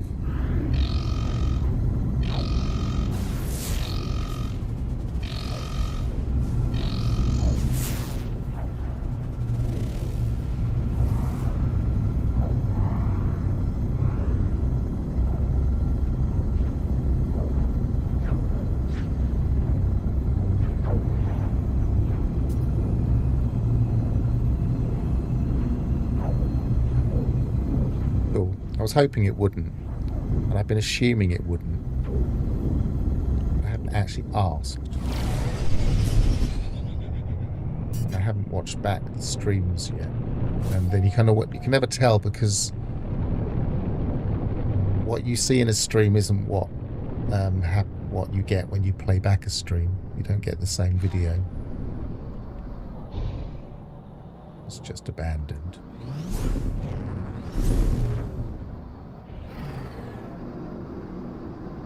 Right, so theoretically they require orthodoxy here, which is always a high and often very aggressive.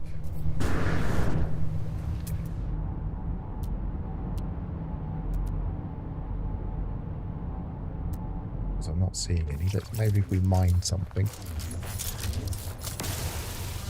we might provoke some to pop up. I'm never 100% sure if this works, but when they're not anywhere to be seen, sometimes it's worth it.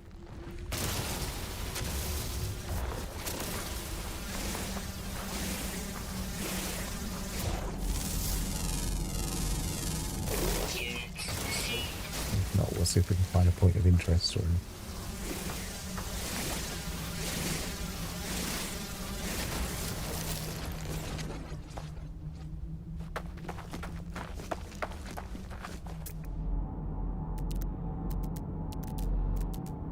I sometimes build on planets like this, whiter planets.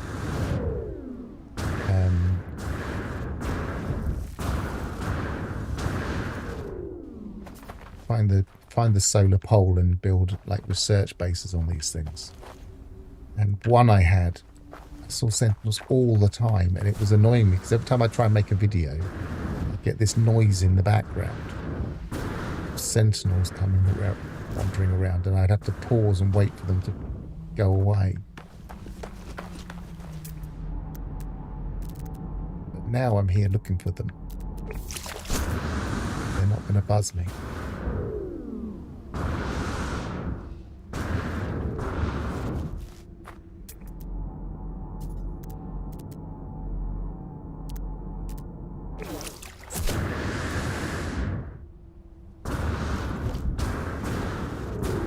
To go to a planet I know there are some.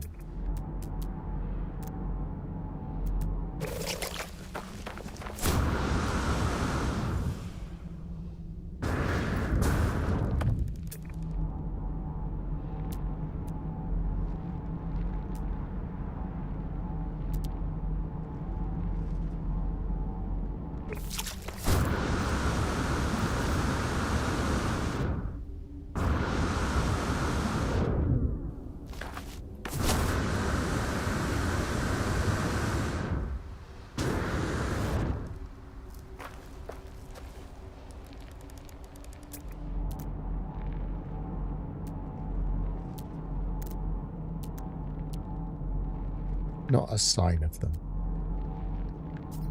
Not a glimpse. I don't think it'll make a difference if I go to an abandoned.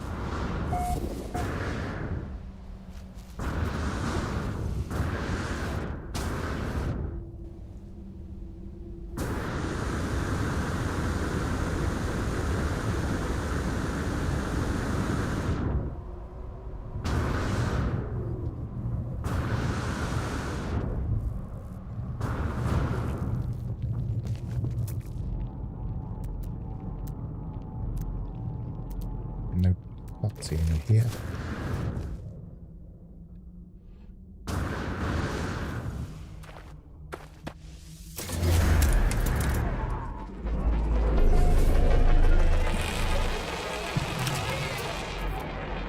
Last look. Nope. What I'm going to do is I'm going to go to a different save. Oh, no, I can't go to a different save because I want this multi-tool. Got it on that save.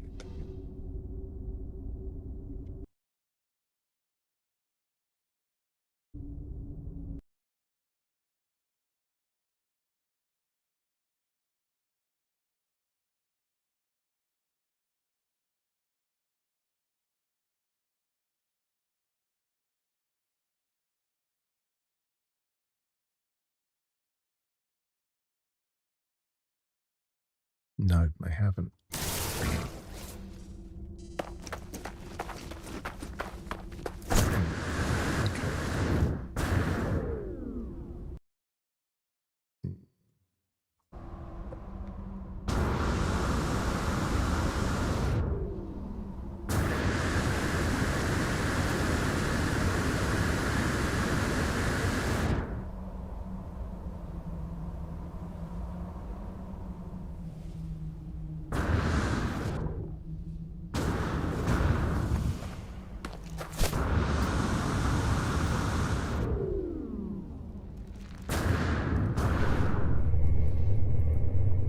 One last look around.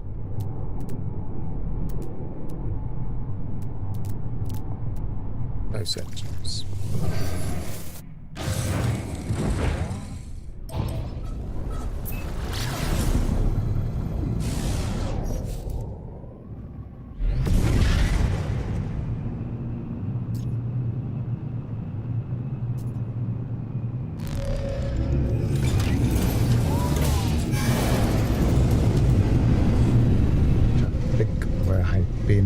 this save that has aggressive.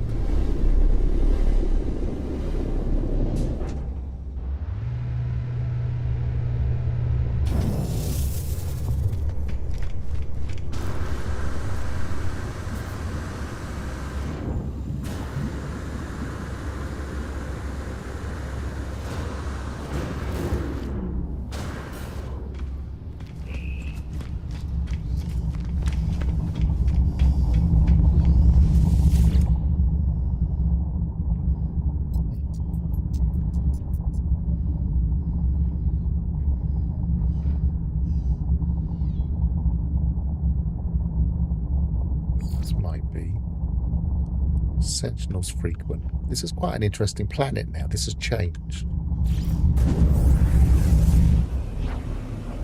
I know this is there's heavy water that's changed. I haven't even been here.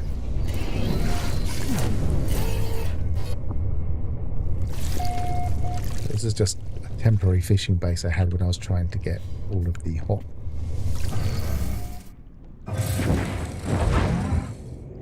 fish.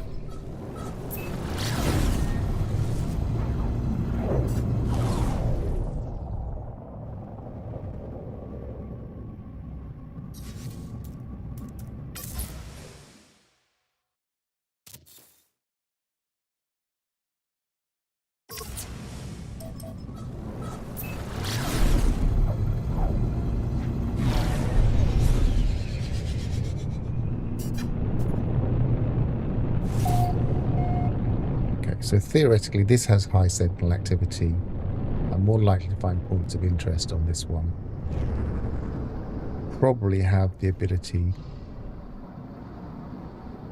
thinking about it, of finding a Sentinel pillar with my other ship, because I have some stuff in. So if all else fails, I might use that.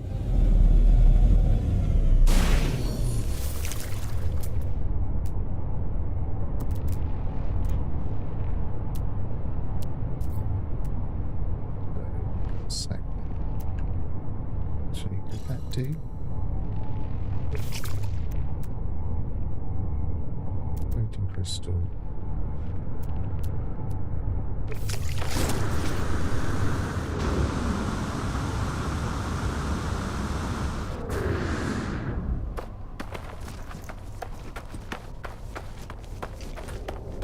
One of the things I always boost with these things is I try and have sprint distance and recovery. I haven't properly done it on this save yet. But it does mean I do a lot of running around on foot. Okay. Sentinels are coming. Right, so this was a long way of getting to the point of saying, let's test this multi-tool. So the neutron cannon should almost take out one of these. It takes it out fully now.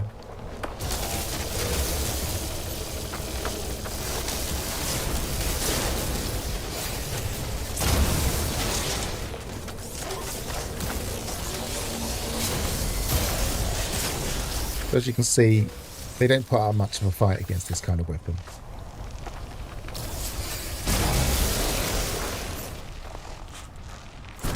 So in a way, getting this good a multi-tool is a bit overpowered for normal Sentinels. Warning. Sentinel walker detected. Takes away a lot of the challenge. I don't even like the neutron cannon, but it gives good numbers. It makes impressive numbers. I don't think the neutron cannon, personally, is good as the bolt caster.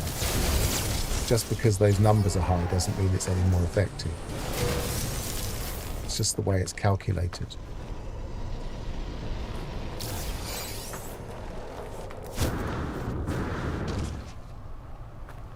Warning. Sentinel walker detected.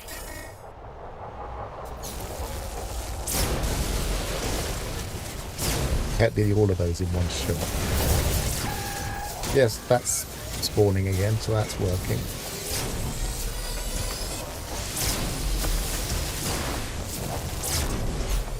Sometimes used to do. Let's kill this other one first. Let's get it. It's bugging me. I can hear it, and it's shooting me.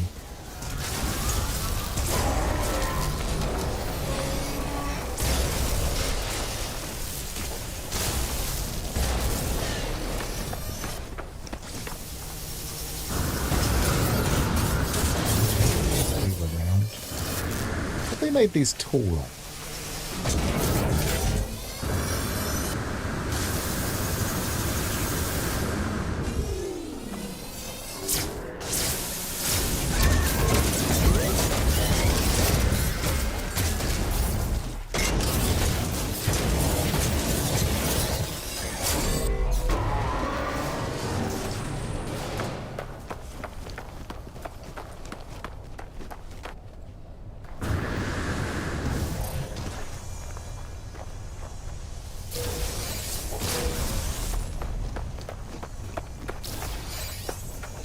They just stopped the double spawn. Have they fixed that?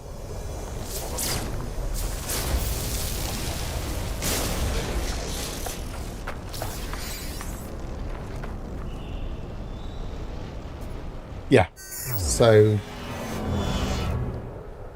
it's a little bit boring to fight sentinels when you've got a multi-tool this good. It doesn't take very long, and you just wipe them out without really thinking about it. And I mean, it's fun that I found this multi-tool. I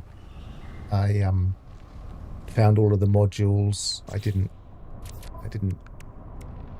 manipulate these modules. There are ways of making these the best ones you can get. I didn't do that. So yeah, I got to this level in this save, even though it's not particularly long played save. So that's fun element. That's something that you might want to do, but once you do it, it makes sentinels kind of a little bit easy. They are a little bit harder on distant planets.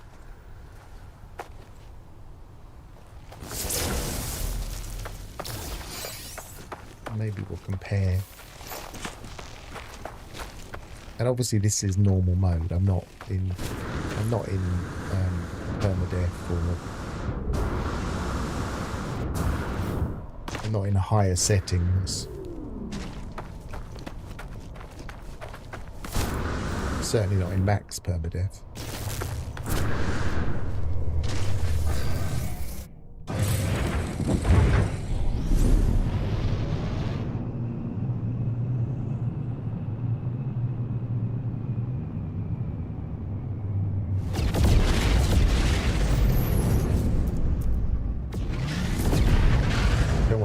Freighter, so I'm using the anomaly. I suppose I could have just done back to the anomaly then, couldn't I? If I was on the same planet. Never mind. Missed my opportunity.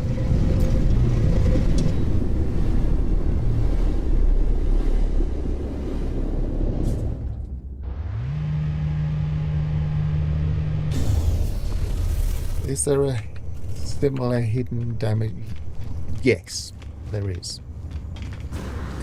Ships have 4 stats. They used to have 3, but they've now got 4. They have damage, shields, maneuverability, and hyperdrive.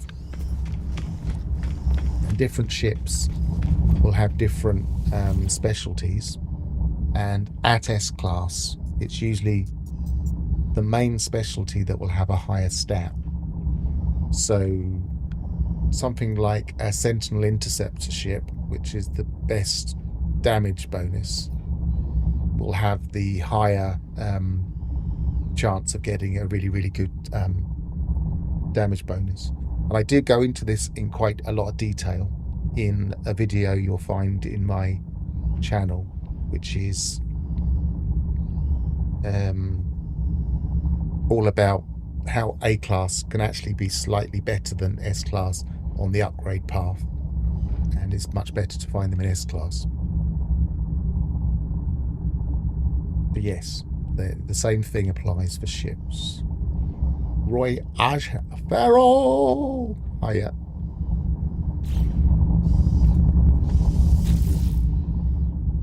Right, so what was I going to do next? I was going to...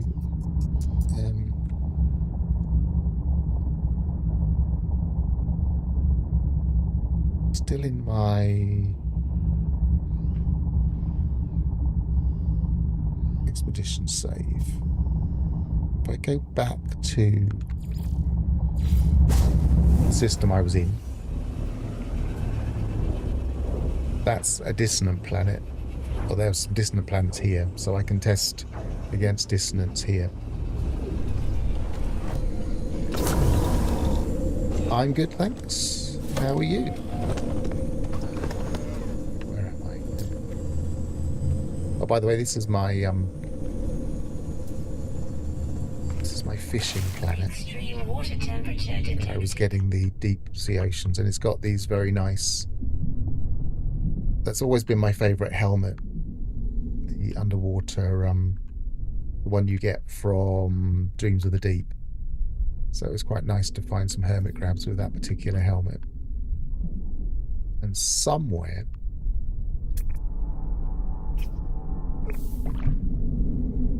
Yeah, did I want? No.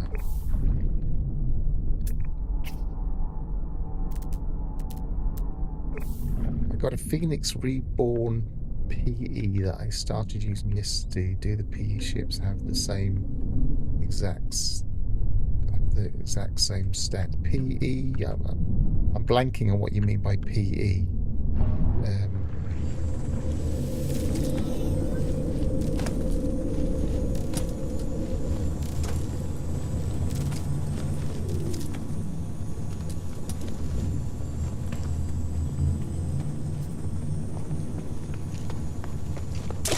Extreme water temperature detected.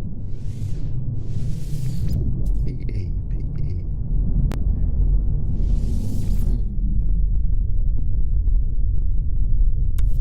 No, you're going to help me. You have to help me. I can't think what you mean.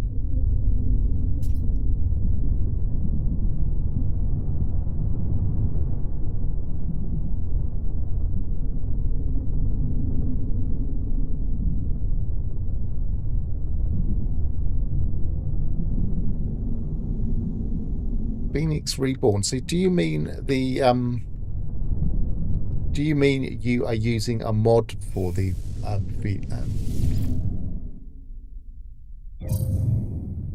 oh, there they are. Look, just they were just off to one side as I was taking off. The Nautilons here, whatever you call them, Nautiluses.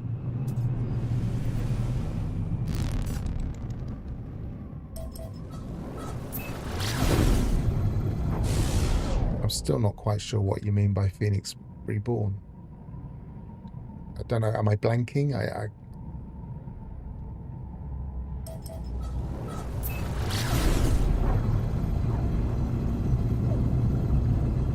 Am I missing something obvious that I'm forgetting?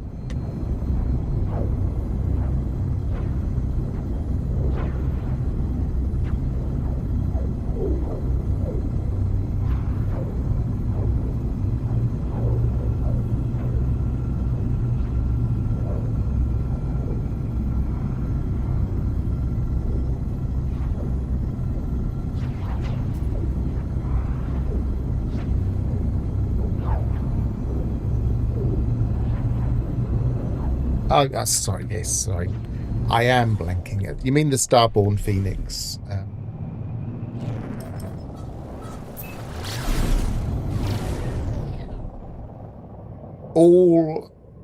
Yes, they're all the same ship, sorry. I don't know why I didn't... I think it's the Reborn name. Yeah, it's fine. It took me a while, but I should have got it from Phoenix. And the fact that I didn't get it from Phoenix, it was just, I don't know, my brain was blanked on it. I think I was just over-focusing on the Reborn word. So, just as much my fault for not working out what you mean. Yes, they're all the same stats. I seem to remember them being quite good stats.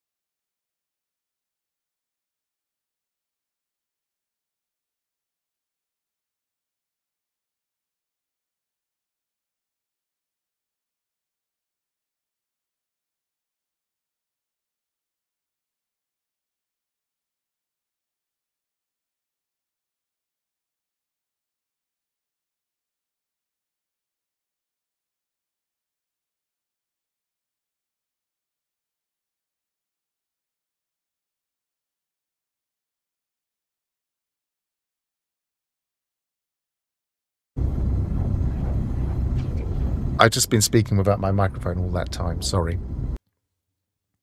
I was just comparing the ships just to test that out for you. And I couldn't see you saying sound's still gone because in order to pull up my spreadsheet, I had to close down OBS, and sorry about that. Right. The Starborn ships are both the same as each other. They have a damage potential of about 72, which puts it in an approximately similar to an exotic. It's nowhere near as good as a fighter. A fighter would go up to about 90. I think the 90 is the highest. A fighter is better than an interceptor, but interceptors have better weapons. So, right, that's dissonance.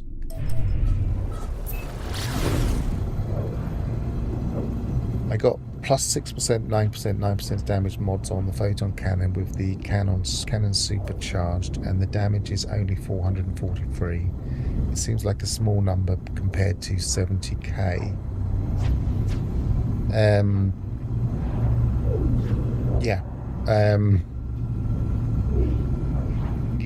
I don't think you would get 70k on a...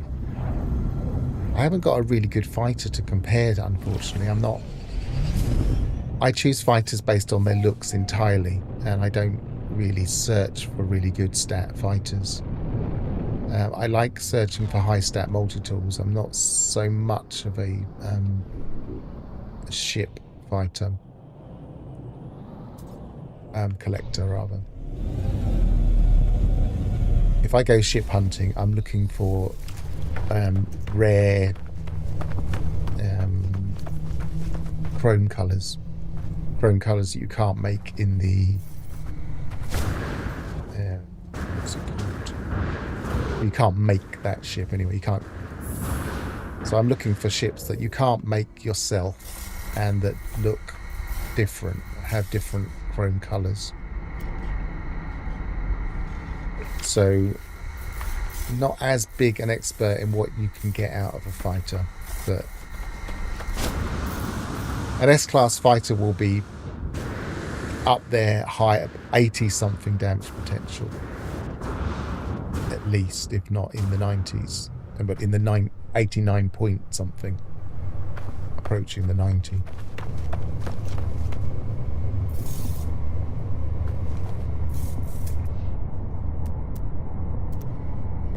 What I want is some form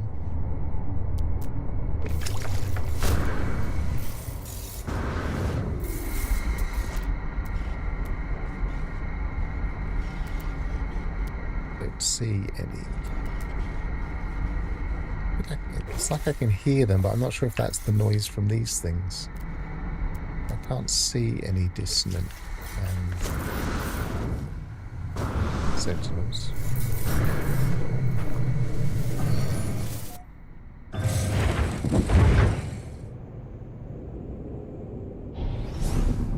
I guess for ships, it's the reason I'm not really into finding better ships, apart from just finding an S-class for experimentation purposes, is because their maximum speed is a lie. You've got massive maneuverability, and the speed is governed by your altitude on a planet. So it's not, you can't get any faster than fast ship. So you could get huge maneuverability bonuses on something like an interceptor or a fighter, but it doesn't actually make it much faster. What it will do is make it very maneuverable. So you'll be throwing it around. Well, it will feel more responsive. It will accelerate better, but it won't go faster.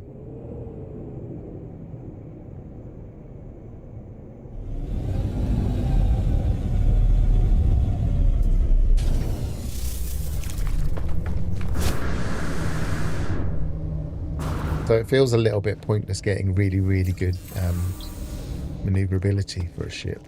apart from that kind of agileness.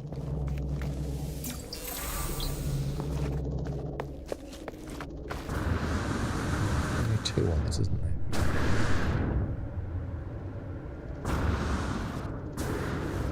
I wish I knew why the damage potentials aren't visible in the game. I don't understand it really. Maybe they're just not trying to emphasize that. I don't know.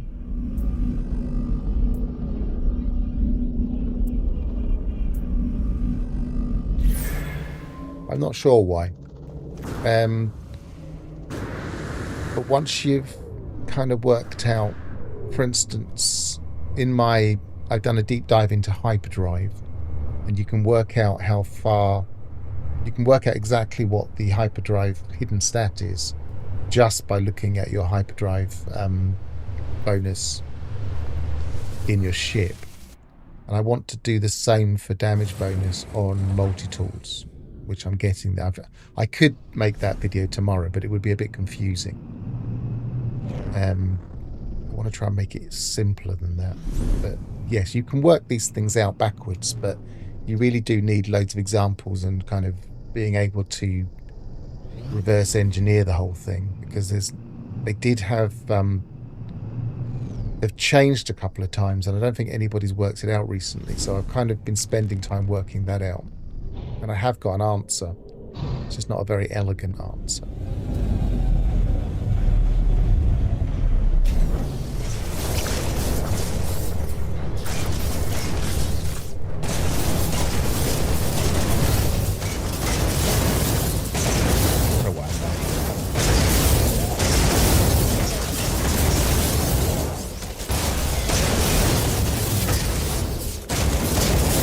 So, these are one-shotting still.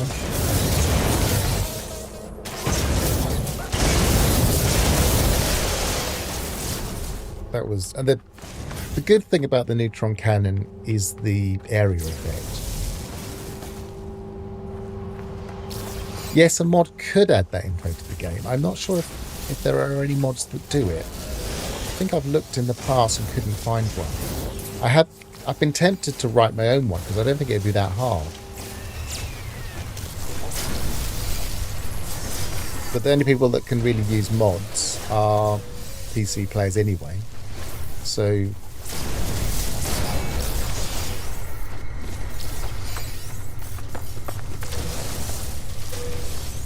I play, when I'm doing things like that, when I'm searching for multi-tools and ships, I play with my save editor pretty much permanently open. So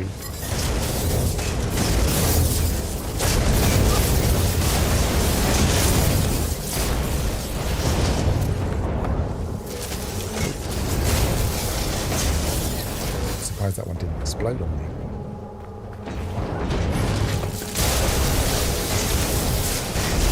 Yeah, these aren't putting much of a fight either with this tool. So yeah, even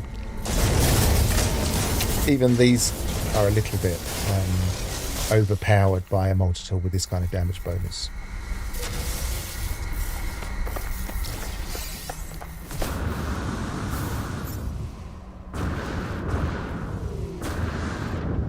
I thought they'd put up a bit more of a fight than this.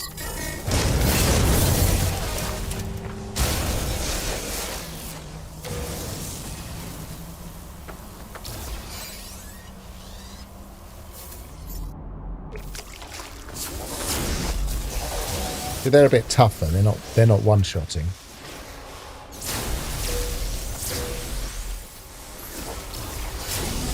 They're only getting about half.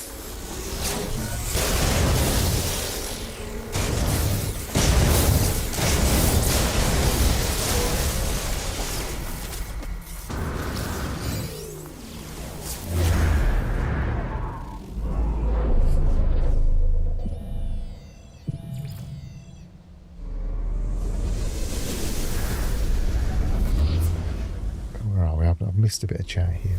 Shooting things. That's crazy. It started again. I've just completed it. I've just got the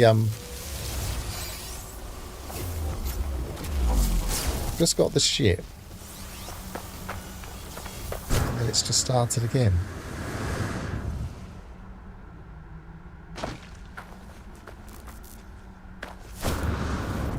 And I'm just going to try and get these sentinels off me so I don't have to fight them all over again.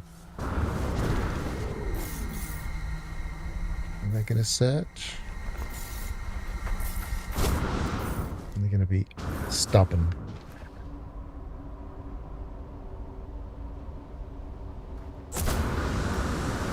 Looks like they might be stubborn.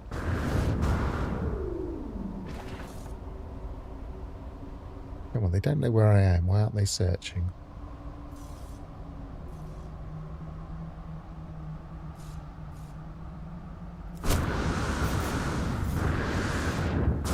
Sometimes this game doesn't play by its own rules.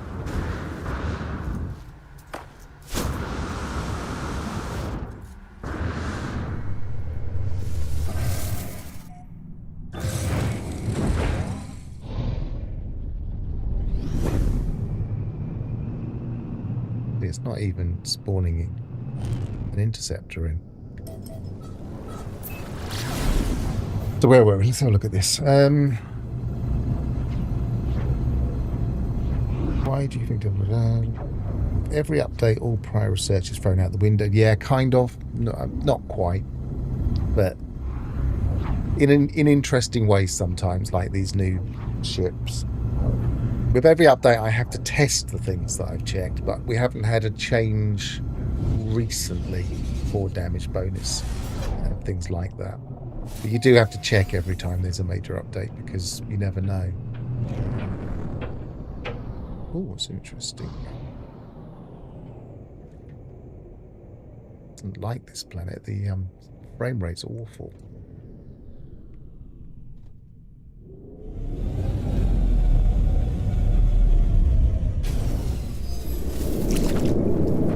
These look almost like underwater assets. Weather update. Storm clearing.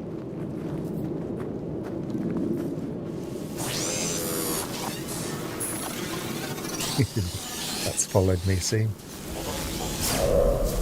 Because it didn't get rid of the one.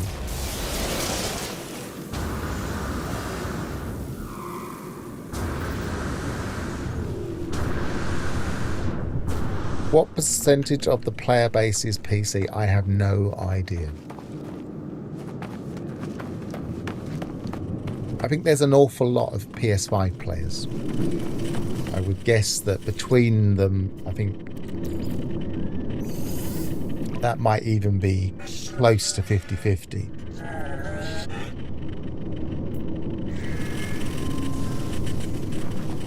But then it's difficult to say because PC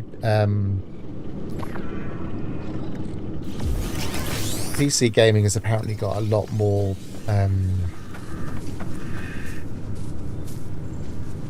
popular in the last few years. So I don't know. I really don't know.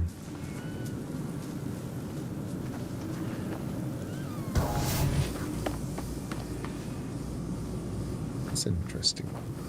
That's it doesn't curve in. It's just open.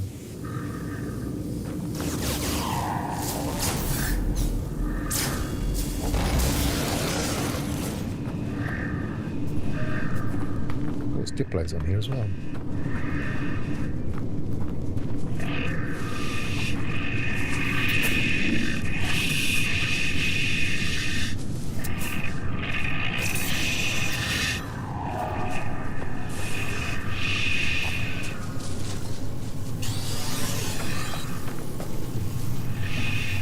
Weird planet. I think I've been here before. Have I already scanned these? No, I haven't. Or have I? Let's just test.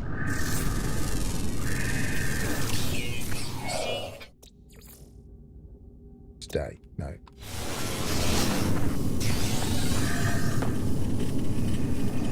I noticed that the stats on my mods will change. I have an Excel list that I use to compare newly found mods and mods that I recorded info on don't match what I see. Yes, that kind of thing can change. For instance, in the most recent update, if you had place. If you had X-class photon cannon modules, then they will have all got a buff because they've changed the ranges. And what's stored in this save file is just the seed and not the stats of each module. So if they change the ranges for a particular module, for instance, they buffed the X-class slightly, then that will make all of your bonuses change. So that's an example of what Gravnaut was saying, that these things can change and you have to double check everything. So yes, you will notice changes to things like modules. I'm not getting rid of this 2-star thing. I'm going to have to possibly reload, I think. It is an unusual planet, though.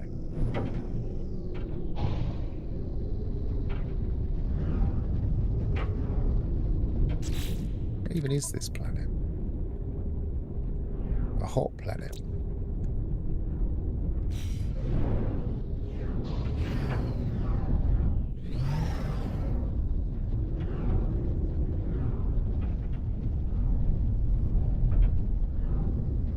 Weather warning. Incoming storm.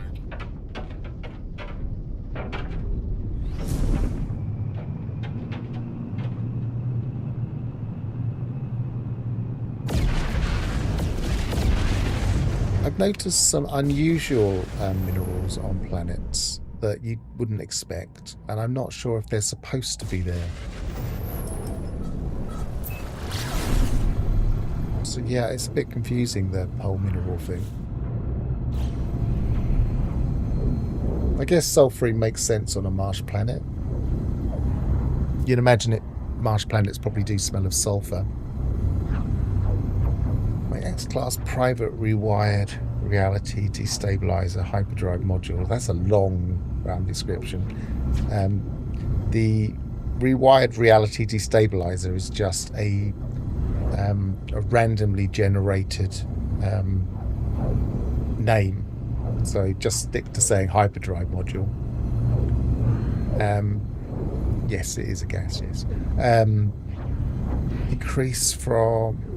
Decreased from 324 plus 1 support to 315 plus 100. Well, I haven't checked that out. I might have to.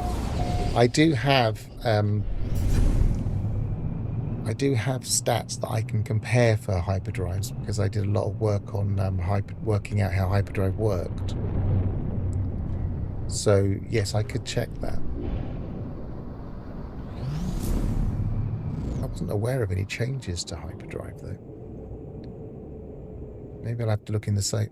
One of the things that we do tend to do when the new update comes out is we tend to look in the save files, in the game files, and see what the changes are. But a lot of the community has been very focused on the fact that the modding system has changed. So I don't think there's been as much focus on the changes to things like different stats this time around.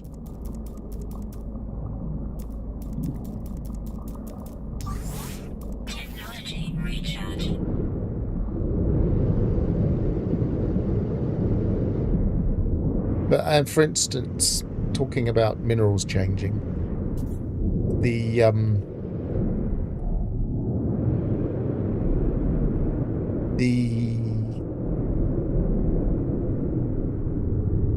what they call the empty planets, the low atmosphere planets, seem to have a completely different mix of minerals now.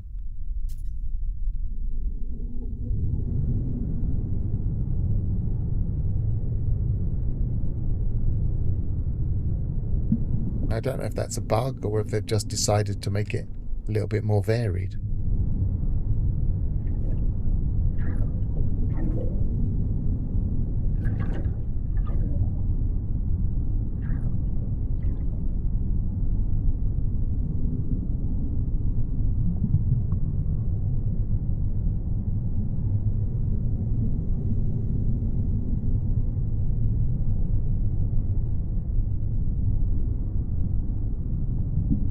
clearly not working that arriving based on my speed, because those seconds are going far too fast.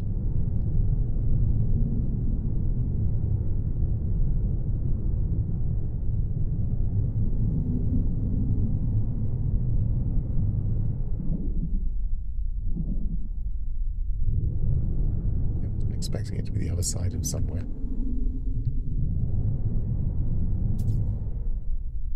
I do like these. They do feel a bit samey when you get down to the bottom of these planets, and the mix of fauna doesn't seem quite right. Like, if you go to an ordinary water planet, then you get an interesting mix of fauna. But if you come to these ocean planets, you seem to get the same fauna every time, and I'm not quite sure why. That doesn't seem right to me. But I don't think they're going to change it again, because they had too many other things they changed with fauna.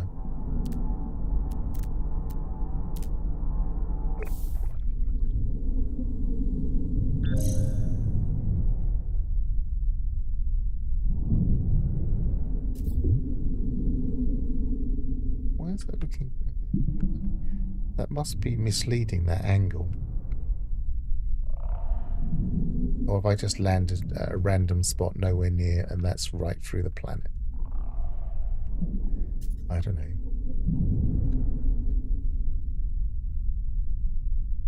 Am I just on the wrong planet?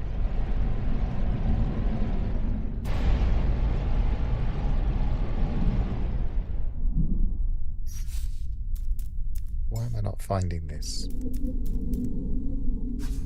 For a start, why am I doing that?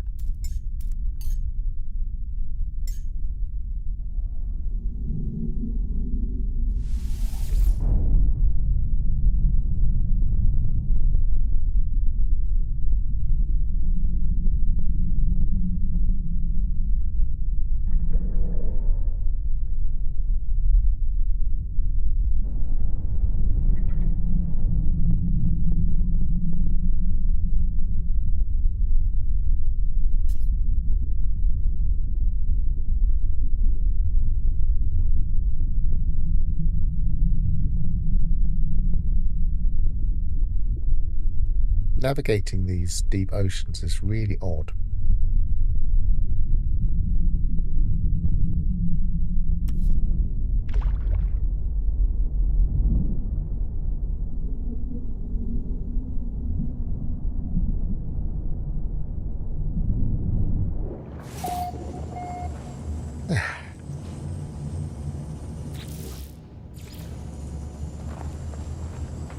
No, I haven't got the metal plating.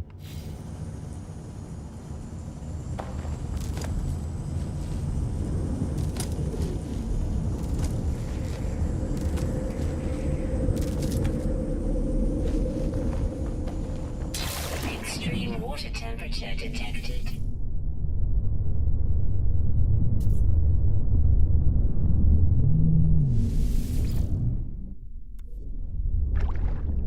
Saved. So,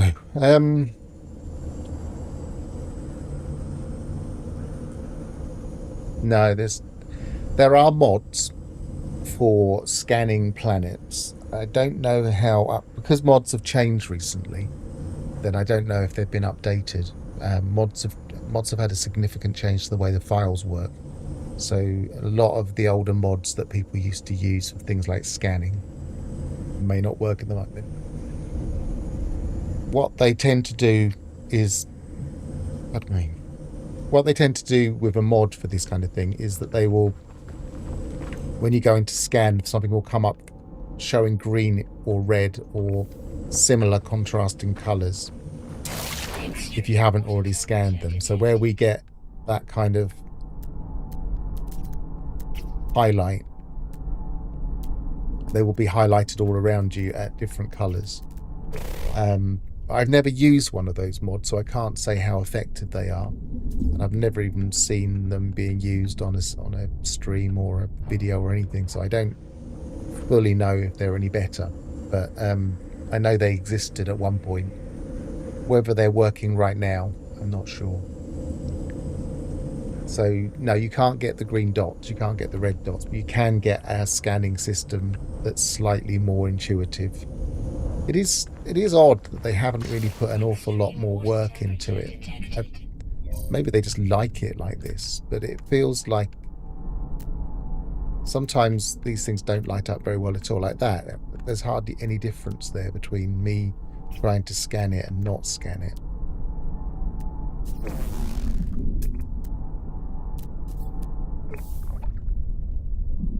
But yeah, it's to me it always felt like a slightly undercooked part of the game, the scanning minerals and plants.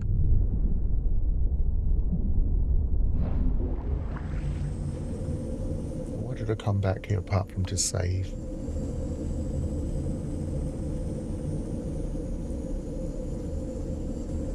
I'm not sure. I had something in my head.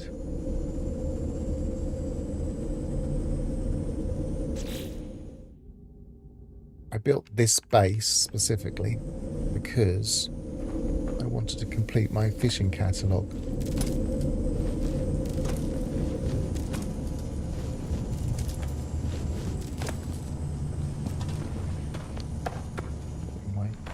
So I was fishing in this moon pool, which is quite a good... I don't think I've got a thing on this one. But quite a good depth. It's not as deep as you can go, or as deep as I've found. But I haven't got one on this one either. What water tool was I using?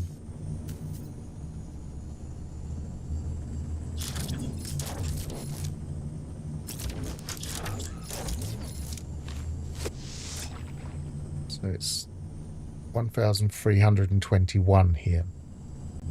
Which is probably why it was showing us so much lower when I was looking for the base. So I was about 1,000, I think, at that time.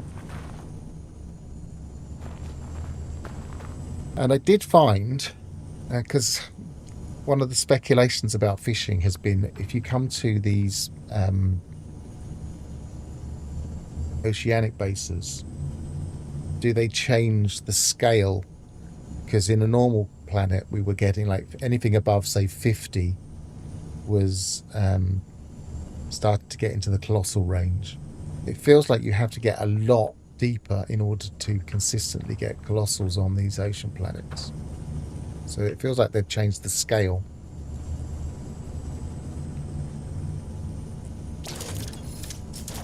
Oh, I know what I was going to do. I came here to reload so that I could then get rid of that stupid thing. Get rid of the dissonant.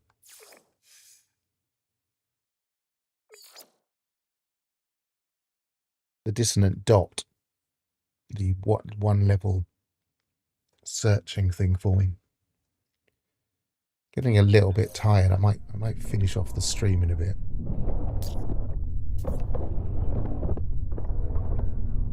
I was just making a video the other day, which I put up yesterday. I'm sure it won't be a particularly popular video. But I don't know when they fixed the ladders. We used to be able to do this. You just kind of keep your finger on the rocket and it would just go up one step at a time. And then you could let go and you could just go down one step by just tapping it. And that hasn't been working for ages as far as I was concerned. But maybe they fixed it a while back, I don't know. But that is so much better. Didn't get off that properly. I always find getting off slightly frustrating because you need to just be at the right angle. I don't know when they fixed that.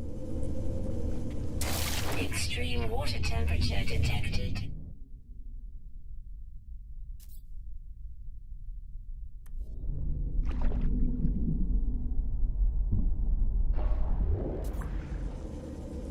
And what ships have I got on this save? I don't think I've got anything that interesting on this save. We go to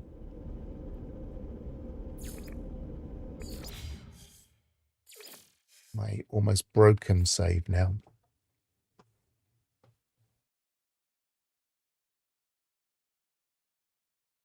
if I'm on this save, I can also check to see if my modules have changed.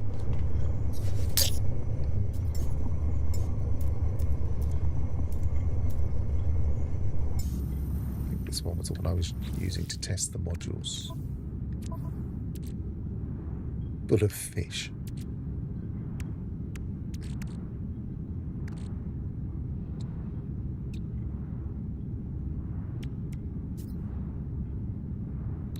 Let's double check my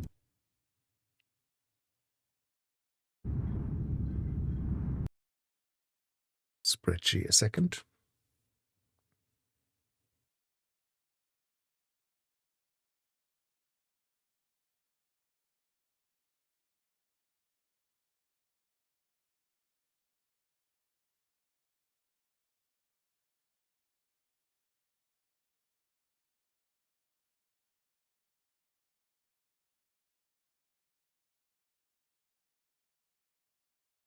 Not that spreadsheet.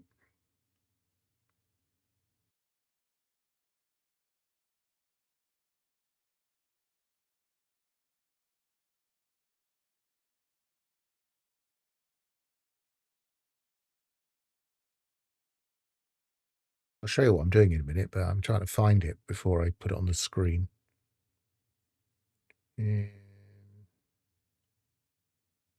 Supercharged forces,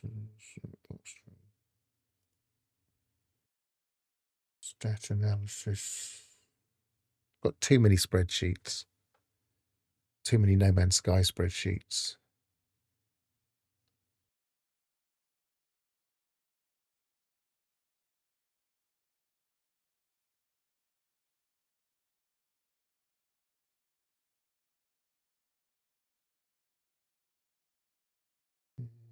Is it supercharge? Yes. Close that. Yes, I want to review that later. Close that. Right, let's put this on the screen.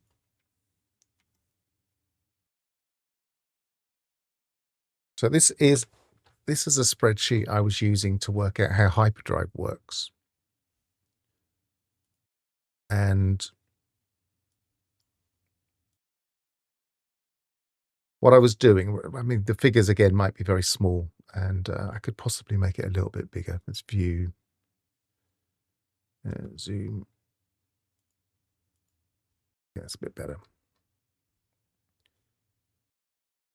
So what I was doing on this spreadsheet was working out exactly the figures for the hyperdrive, and I used modules that I knew the exact figures for in order to work it out.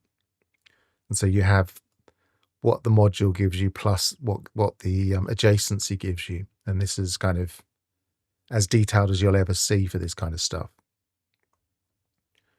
But what I can't remember is which ship this would have been. Sentinel would have been. Let's have a quick look in my save editor a second.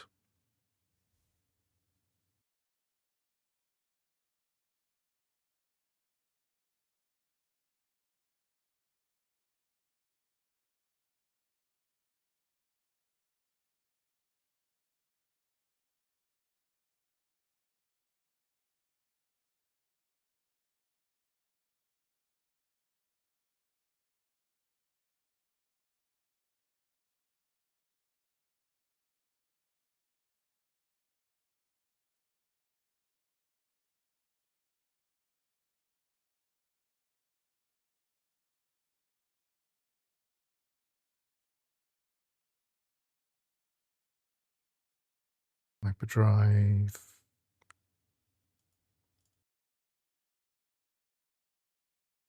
This is how the hyperdrive details are stored in your save file. It's just a seed. And so it will change if they change things based on that seed.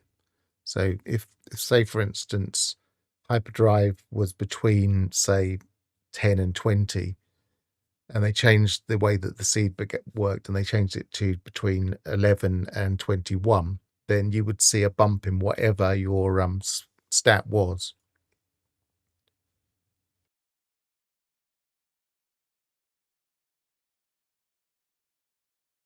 What I need to know is if this calculates based on my current starship.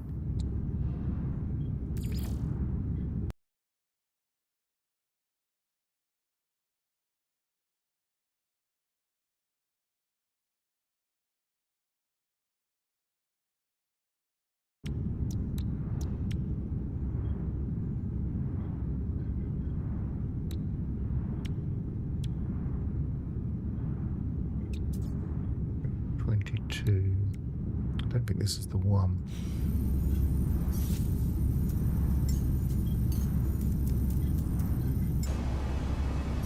It's not even an interceptor. Perhaps I stored it.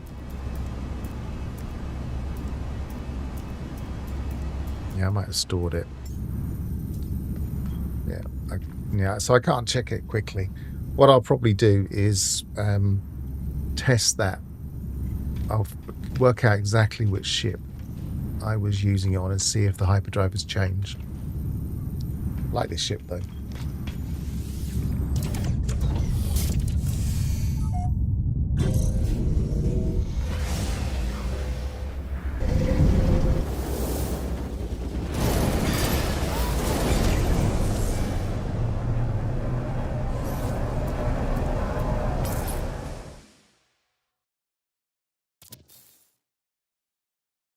This ship got nicer after some of the updates. It used to be one of those ships that had like the purple coloration, and now it's just black and grey. So it looks very much better than it used to. Quite like the interceptors in general. I think they do look quite cool. But on this save, my pride and joy isn't an interceptor, it's a fighter.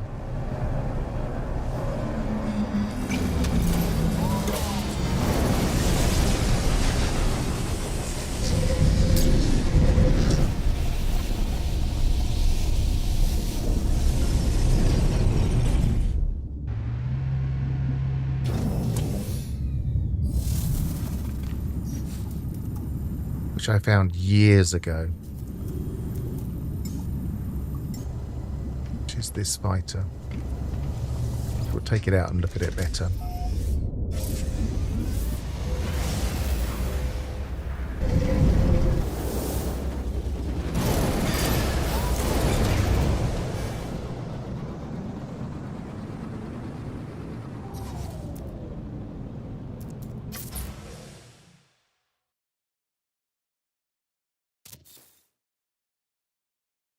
I love that. Different people call that different colours. I tend to call that like a rose gold, but other people say that's not rose gold. But I love that kind of brassy colour, polished brass, slightly red, which you can't reproduce by making a ship.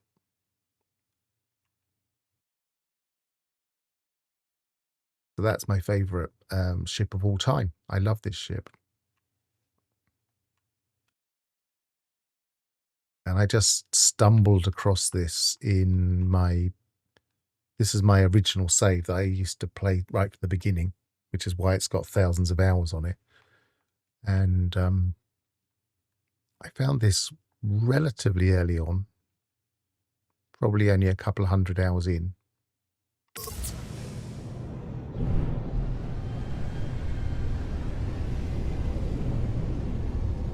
I was using the starter ship Red Viper until yesterday. Yeah, the problem with the starter ship, I mean, I like it. It looks cool.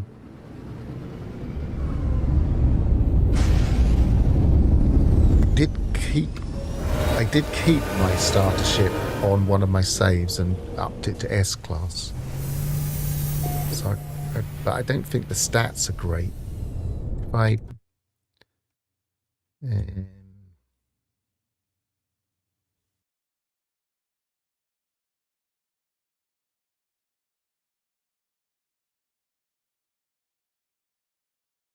this is my save I'm in at the moment. It was in my max permadeath. No, not max. My OP permadeath save, because this might as well be a normal save at this point.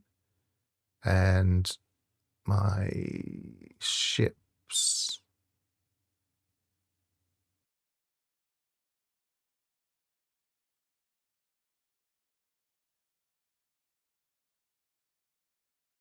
I don't even remember what it's listed as.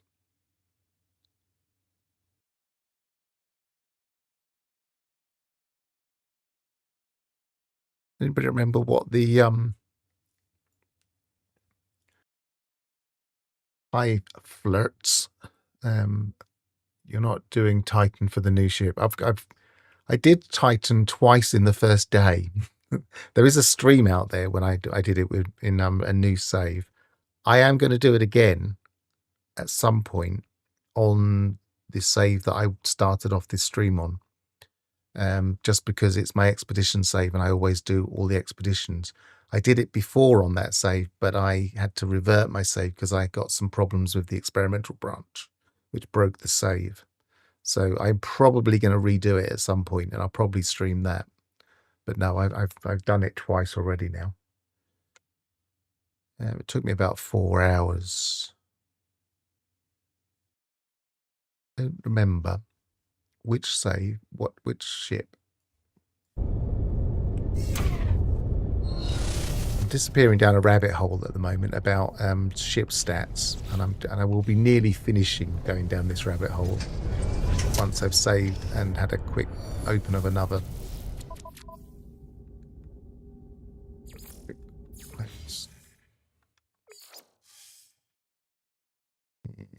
OP Perma. OP Perma.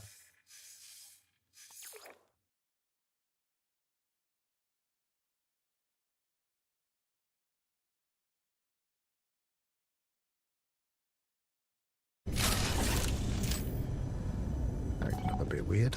Right.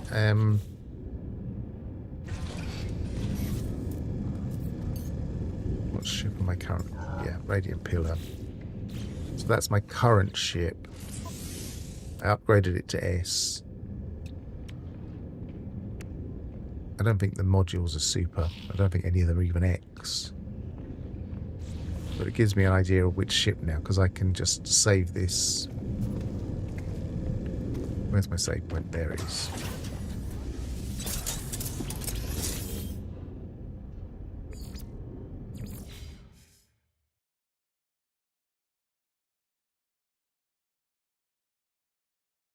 And no, I've gone the wrong way. I wanted this, wanted that, and I wanted that. No. Open that instead, just so I can switch. OP Perma. Ships. Well, that's not right. Oh, I've gone to the wrong one again, haven't I? Not OP Perma. It is OP Perma.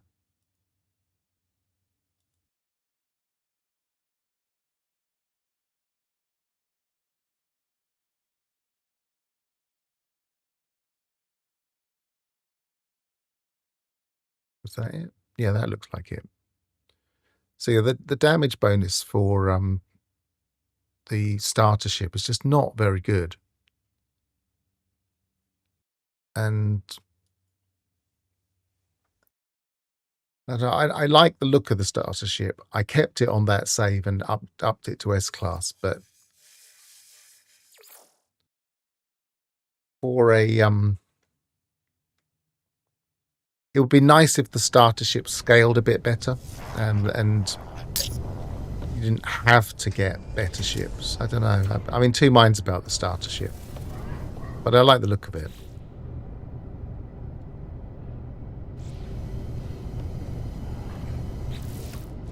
I'm running out of things that I might actually do on this save, so I might close off.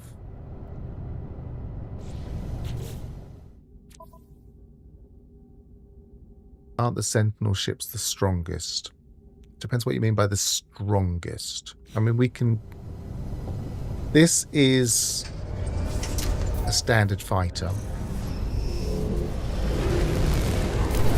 It's not maxed at all.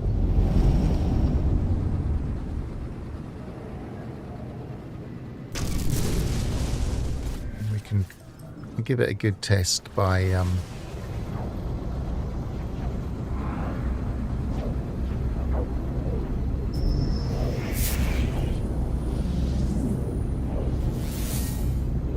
course this save hasn't done in Stellar Multitude, so it's trying to spawn for me. Ignore that.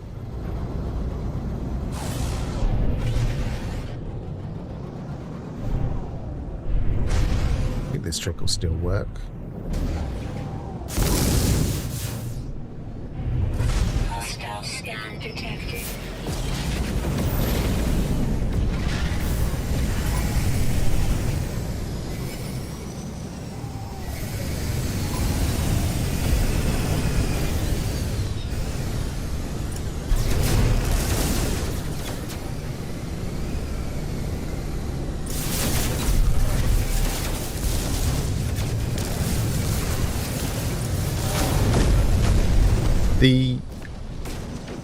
As I said, this isn't a max ship, but I think the maneuverability is pretty sweet.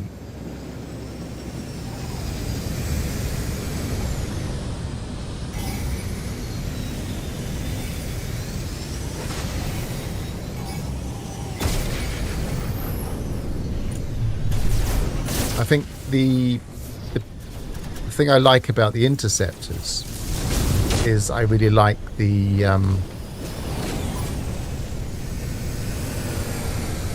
what's the name of the cannon in the interceptor? I can't think what it's called.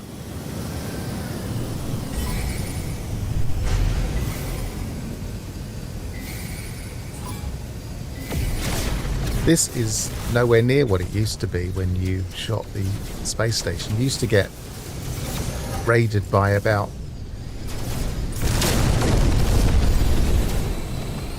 8 to 10 interceptors.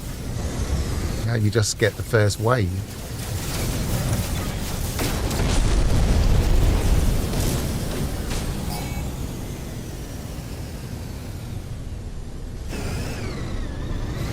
Sentinel cannon, of course it's the Sentinel cannon. I like the Sentinel cannon. I think it's a very effective weapon. I think it's better than this positron ejector I'm using at the moment. I know that's not exactly everybody's favourite weapon, but I think I was just trying it out one day and then put it on this ship. I feel like this fighter is my most manoeuvrable ship. I can compare it in a minute to the interceptor I have on this save.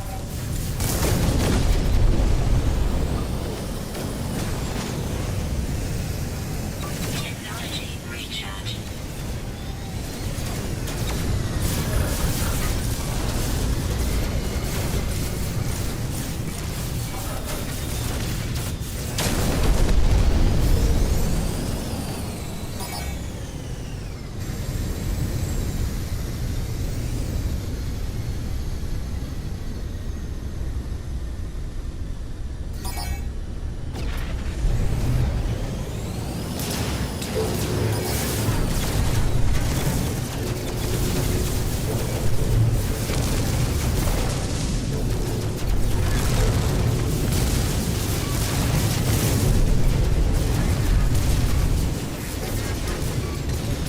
Again, when you have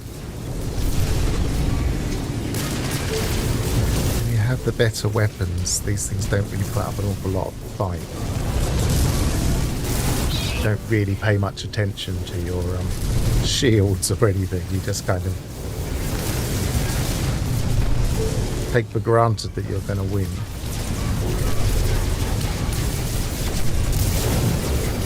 That's just shooting straight through itself, isn't it? It didn't used to do that.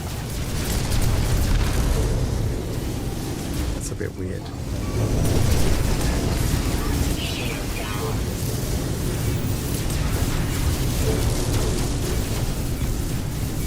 Where was the sweet spot on this again? It's doing it again. It's going from the other side now. Where's the cannon?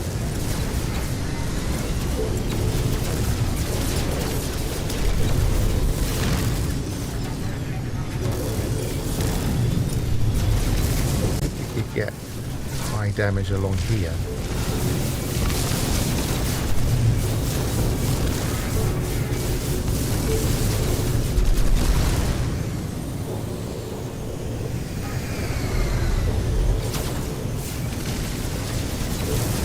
But of course, theoretically,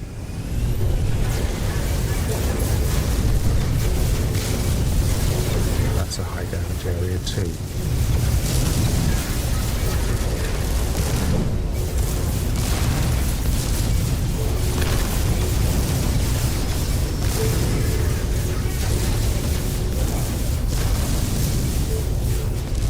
Seems to be taking a long while with this weapon, so I'm not convinced this is the best weapon for the job.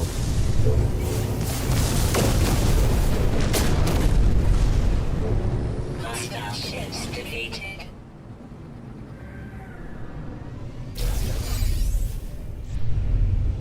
If we were to compare that to Technology recharge. my Sentinels on this save, that was awful landing.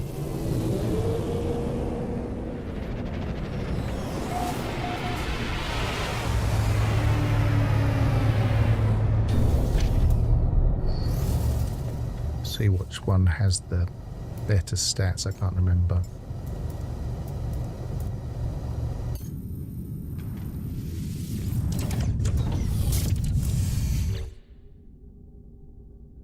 Yeah, maneuverability 1.5. It's not. I mean, there's nothing special about this one either. 1.575s, 4.68.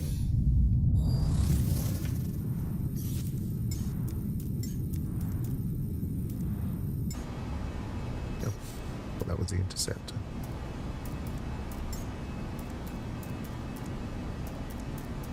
I think I must have stored the other one. We'll just have to use this one.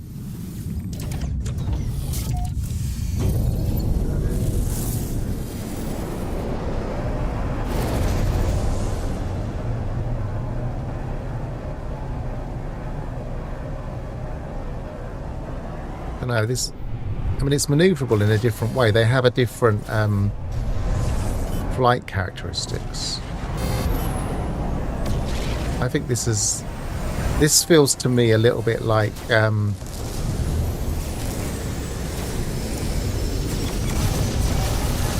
when you get input lag. It feels a little bit wavy. Certainly not turning as fast.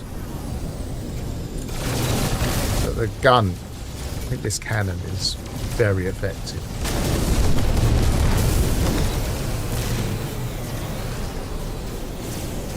But if you can't get round and fire... See, this is what it used to be like when you would fire on the space station. You get loads and loads of targets. So this time it's worked differently. It's gone straight to maximum. There's always that problem in these. It doesn't go straight to shields.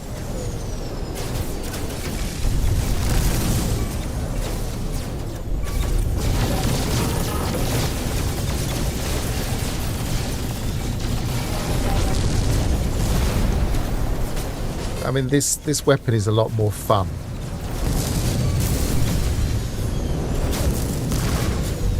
These just keep spawning when this happens. I don't think you can beat them. I think it's just how many you shoot down.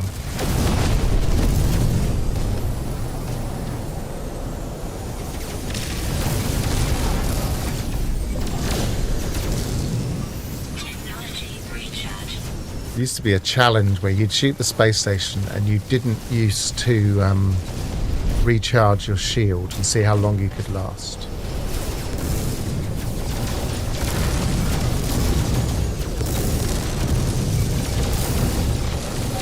But the interceptors have got a lot tougher since then. I'm not sure you really last very long.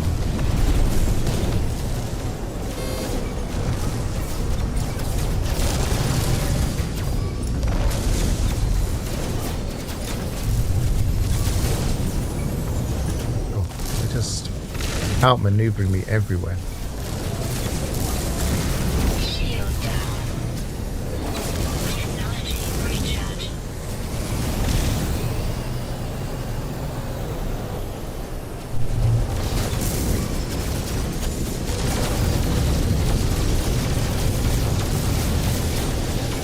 want to see if the numbers are going down. So we got from 11 to, should be going to 10, yes.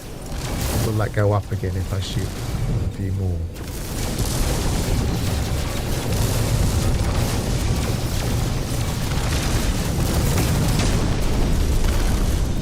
Technology recharging.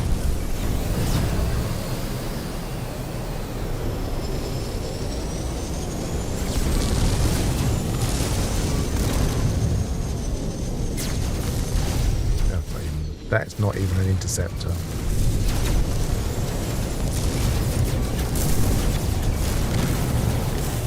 Will there be even more total storage in NMS? I spend too much by being an inventory control clerk rather than being an explorer, and it is tedious.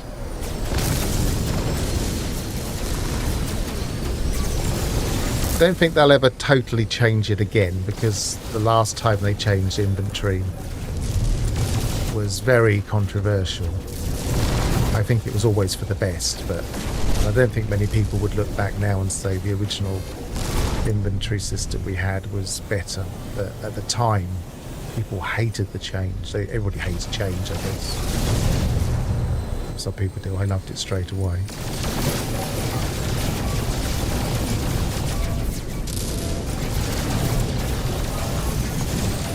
Shields down.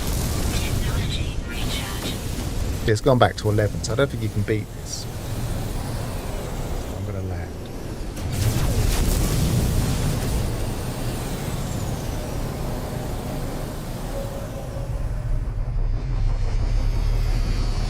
Get the matter beam on your freighter. I'll quickly, while you're talking about inventory, I'll quickly show you what I used to do on this save, which might not look it because I've got all sorts of things stashed away in starships, like loads of fish in this one. But on my freighter, what I would always do is put all of the basic elements into the first container, and I'd fill them, and I would make sure every slot was taken up, and then in the second one I'd have an overflow of things that I might want more of, and also always make sure there's spaces in this one, so that then if I was on my freighter and threw something into the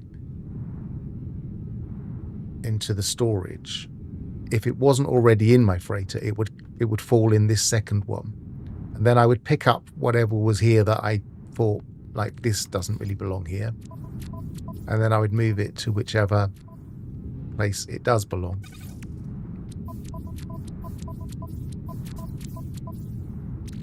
So this is kind of a catch container. I throw stuff into it and it will get caught in here because nearly everything is in this one. And then the next one along would be for things that aren't on this first page and aren't already on somewhere else in the containers. And that way you can actually cut down a lot of your tidying up of your containers, just because you've always got the ability to just throw things in there. So if I was on my freighter now, I'll go to my freighter. It's quicker to go this way.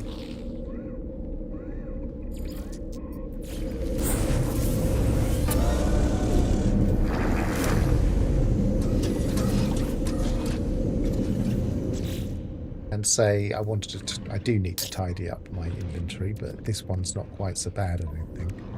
Let's say I wanted to, any basics there.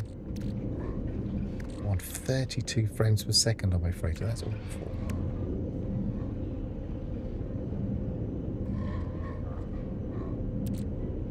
Say I wanted to chuck some of this in my, I had too much of that there, and I wanted to chuck that into my freighter, into my storage. If I chuck that in there now, then it will always either end up in here and fill that slot, or it will end up in here in the spare slot, and then I can put it where I might want it, which in this case might have been, I might have kept it in here, for example, because this is where I used to do some crafting. I can start putting other stuff in here now, but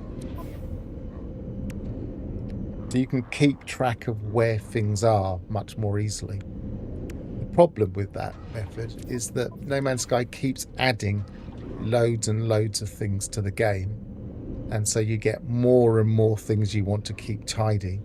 Like, for instance, if you for some stupid reason wanted to keep hold of fish, like for instance you're experimenting with fish spawns and you're putting 50 of a particular bait in and seeing exactly what you catch in those 50 catches, like I was doing with this experiment, then suddenly you've got loads of space that you just need you need somewhere you can put loads of things for your for that kind of experiment. And so I'm using on this save loads and loads of storage extra to what we can even throw on a freighter. So there are ways of doing it. They don't last forever. The more you have on your save, the worse it gets. And there is logic to this particular save. I know where most things are on this save. I don't play this save very often anymore, so sometimes I forget what I've got in these things. But that simple tip of always having all of the basics all in that first one, and then it having an overflow. So I've got stacks, overflow, and then specific things. These icons, by the way, that's not a mod. I've just used that symbol when I renamed it, and there are ways of doing that.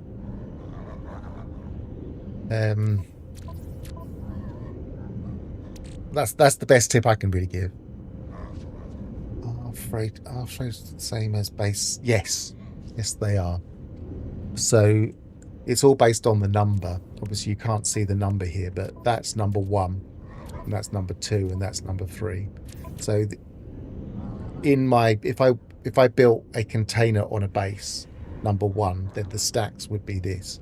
But the thing that Gravnaut was explaining is that the most important thing to get in any save that will be the best quality of life improvement in any save is the matter beam. And grinding for the matter beam as soon as you get a freighter is the best thing you can do. I can't remember how many. It doesn't say there how many it costs. It's something like, is it 8? Just do you remember, Gravnaut? Probably look it up.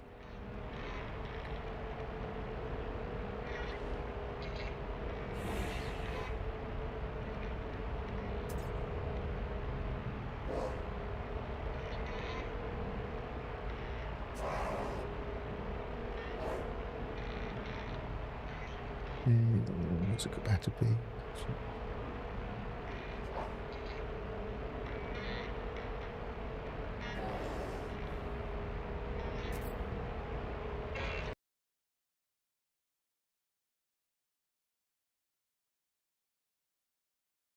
Matter beam.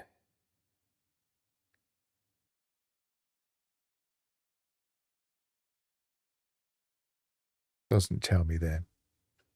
I was trying to remember how much it costs to get the matter beam in salvage frigate modules, and it doesn't tell me on the app. I can't remember. You need quite a few salvage frigate modules to open all these things up, but the matter beam is on the top line, so you only need the frigate fuel, which opens up when you start interfacing with this guy. And then the first thing that you should really grind for is the matter beam. Ignore everything else, and ignore base parts, ignore everything. Just get the matter beam. Base parts, I suppose the other thing that's useful to always get is the teleporter, but the matter beam is a major quality of life improvement, because now anywhere I go in this system,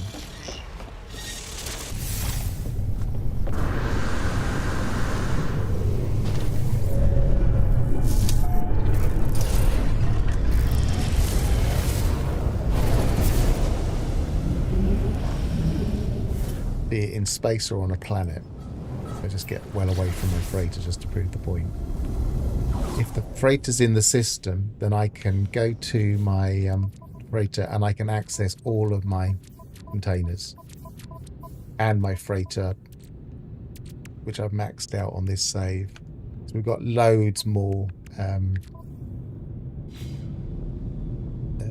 inventory, and anything that's in your freighter, wherever you are in the galaxy or even in a different galaxy, you can still access that inventory. So that acts almost like a secondary exosuit inventory when you max it out. So things in here you can just use.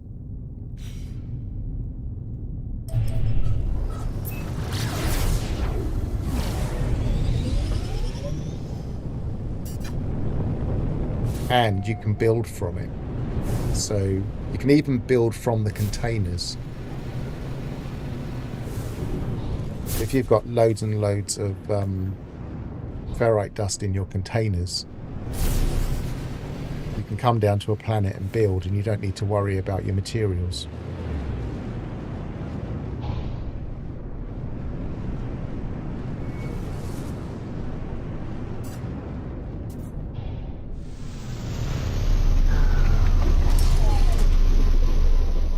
It was only 5. I mean, there was a time when getting 5 salvage frigate modules would have been really slow. But there are more ways of getting them these days, even if they have tightened up the guilds. It's an interesting plant, isn't it? Units received. Almost like an honesty, only a bit longer lived. So, for example, if I was going to... Where do I keep my ferrite on this save? I think I keep it in my freighter.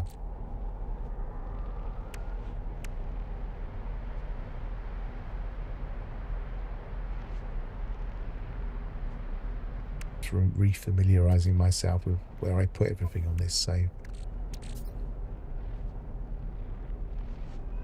Yeah, so I've got, as far as I can see, I've got no ferrite on me at all. Not in my ship. Not in my exosuit. And not... Oh, I've got it here. If I move that out the way, if I move that into my stacks...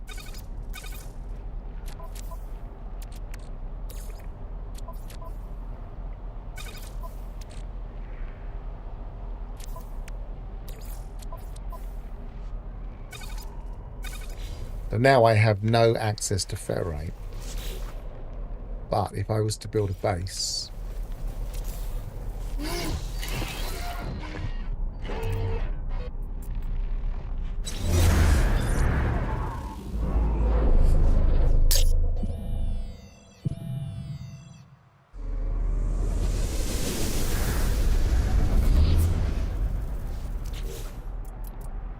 and build something that needs ferrite, I can build it. Pure ferrite, even though I've got none in my exosuit, I've got none on my spaceship, and I've got none even on my normal freighter. It's just in my freighter containers. But because my freighter is in this system, I don't think it gets moved yet. Because it's up there and I can see it, I can build anything from the materials in my containers. Which makes once you get to that level where you can always have your matter beam, it means you don't even really need containers on your planets at all. There's no real need for them. I mean, some people just don't play with bases once they get their freighters. Because you don't really need a base after that. You're mostly focused on exploration. Why have a base? Except to maybe mark the planets you've found, just with base stations. Not base stations, what are they called? Base computers.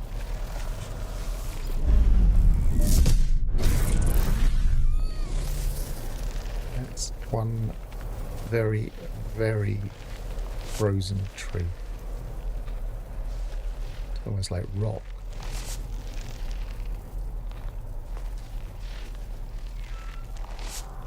Okay, well, I've just been rambling for the last hour, so I'm probably going to go and get something to eat because I probably need it.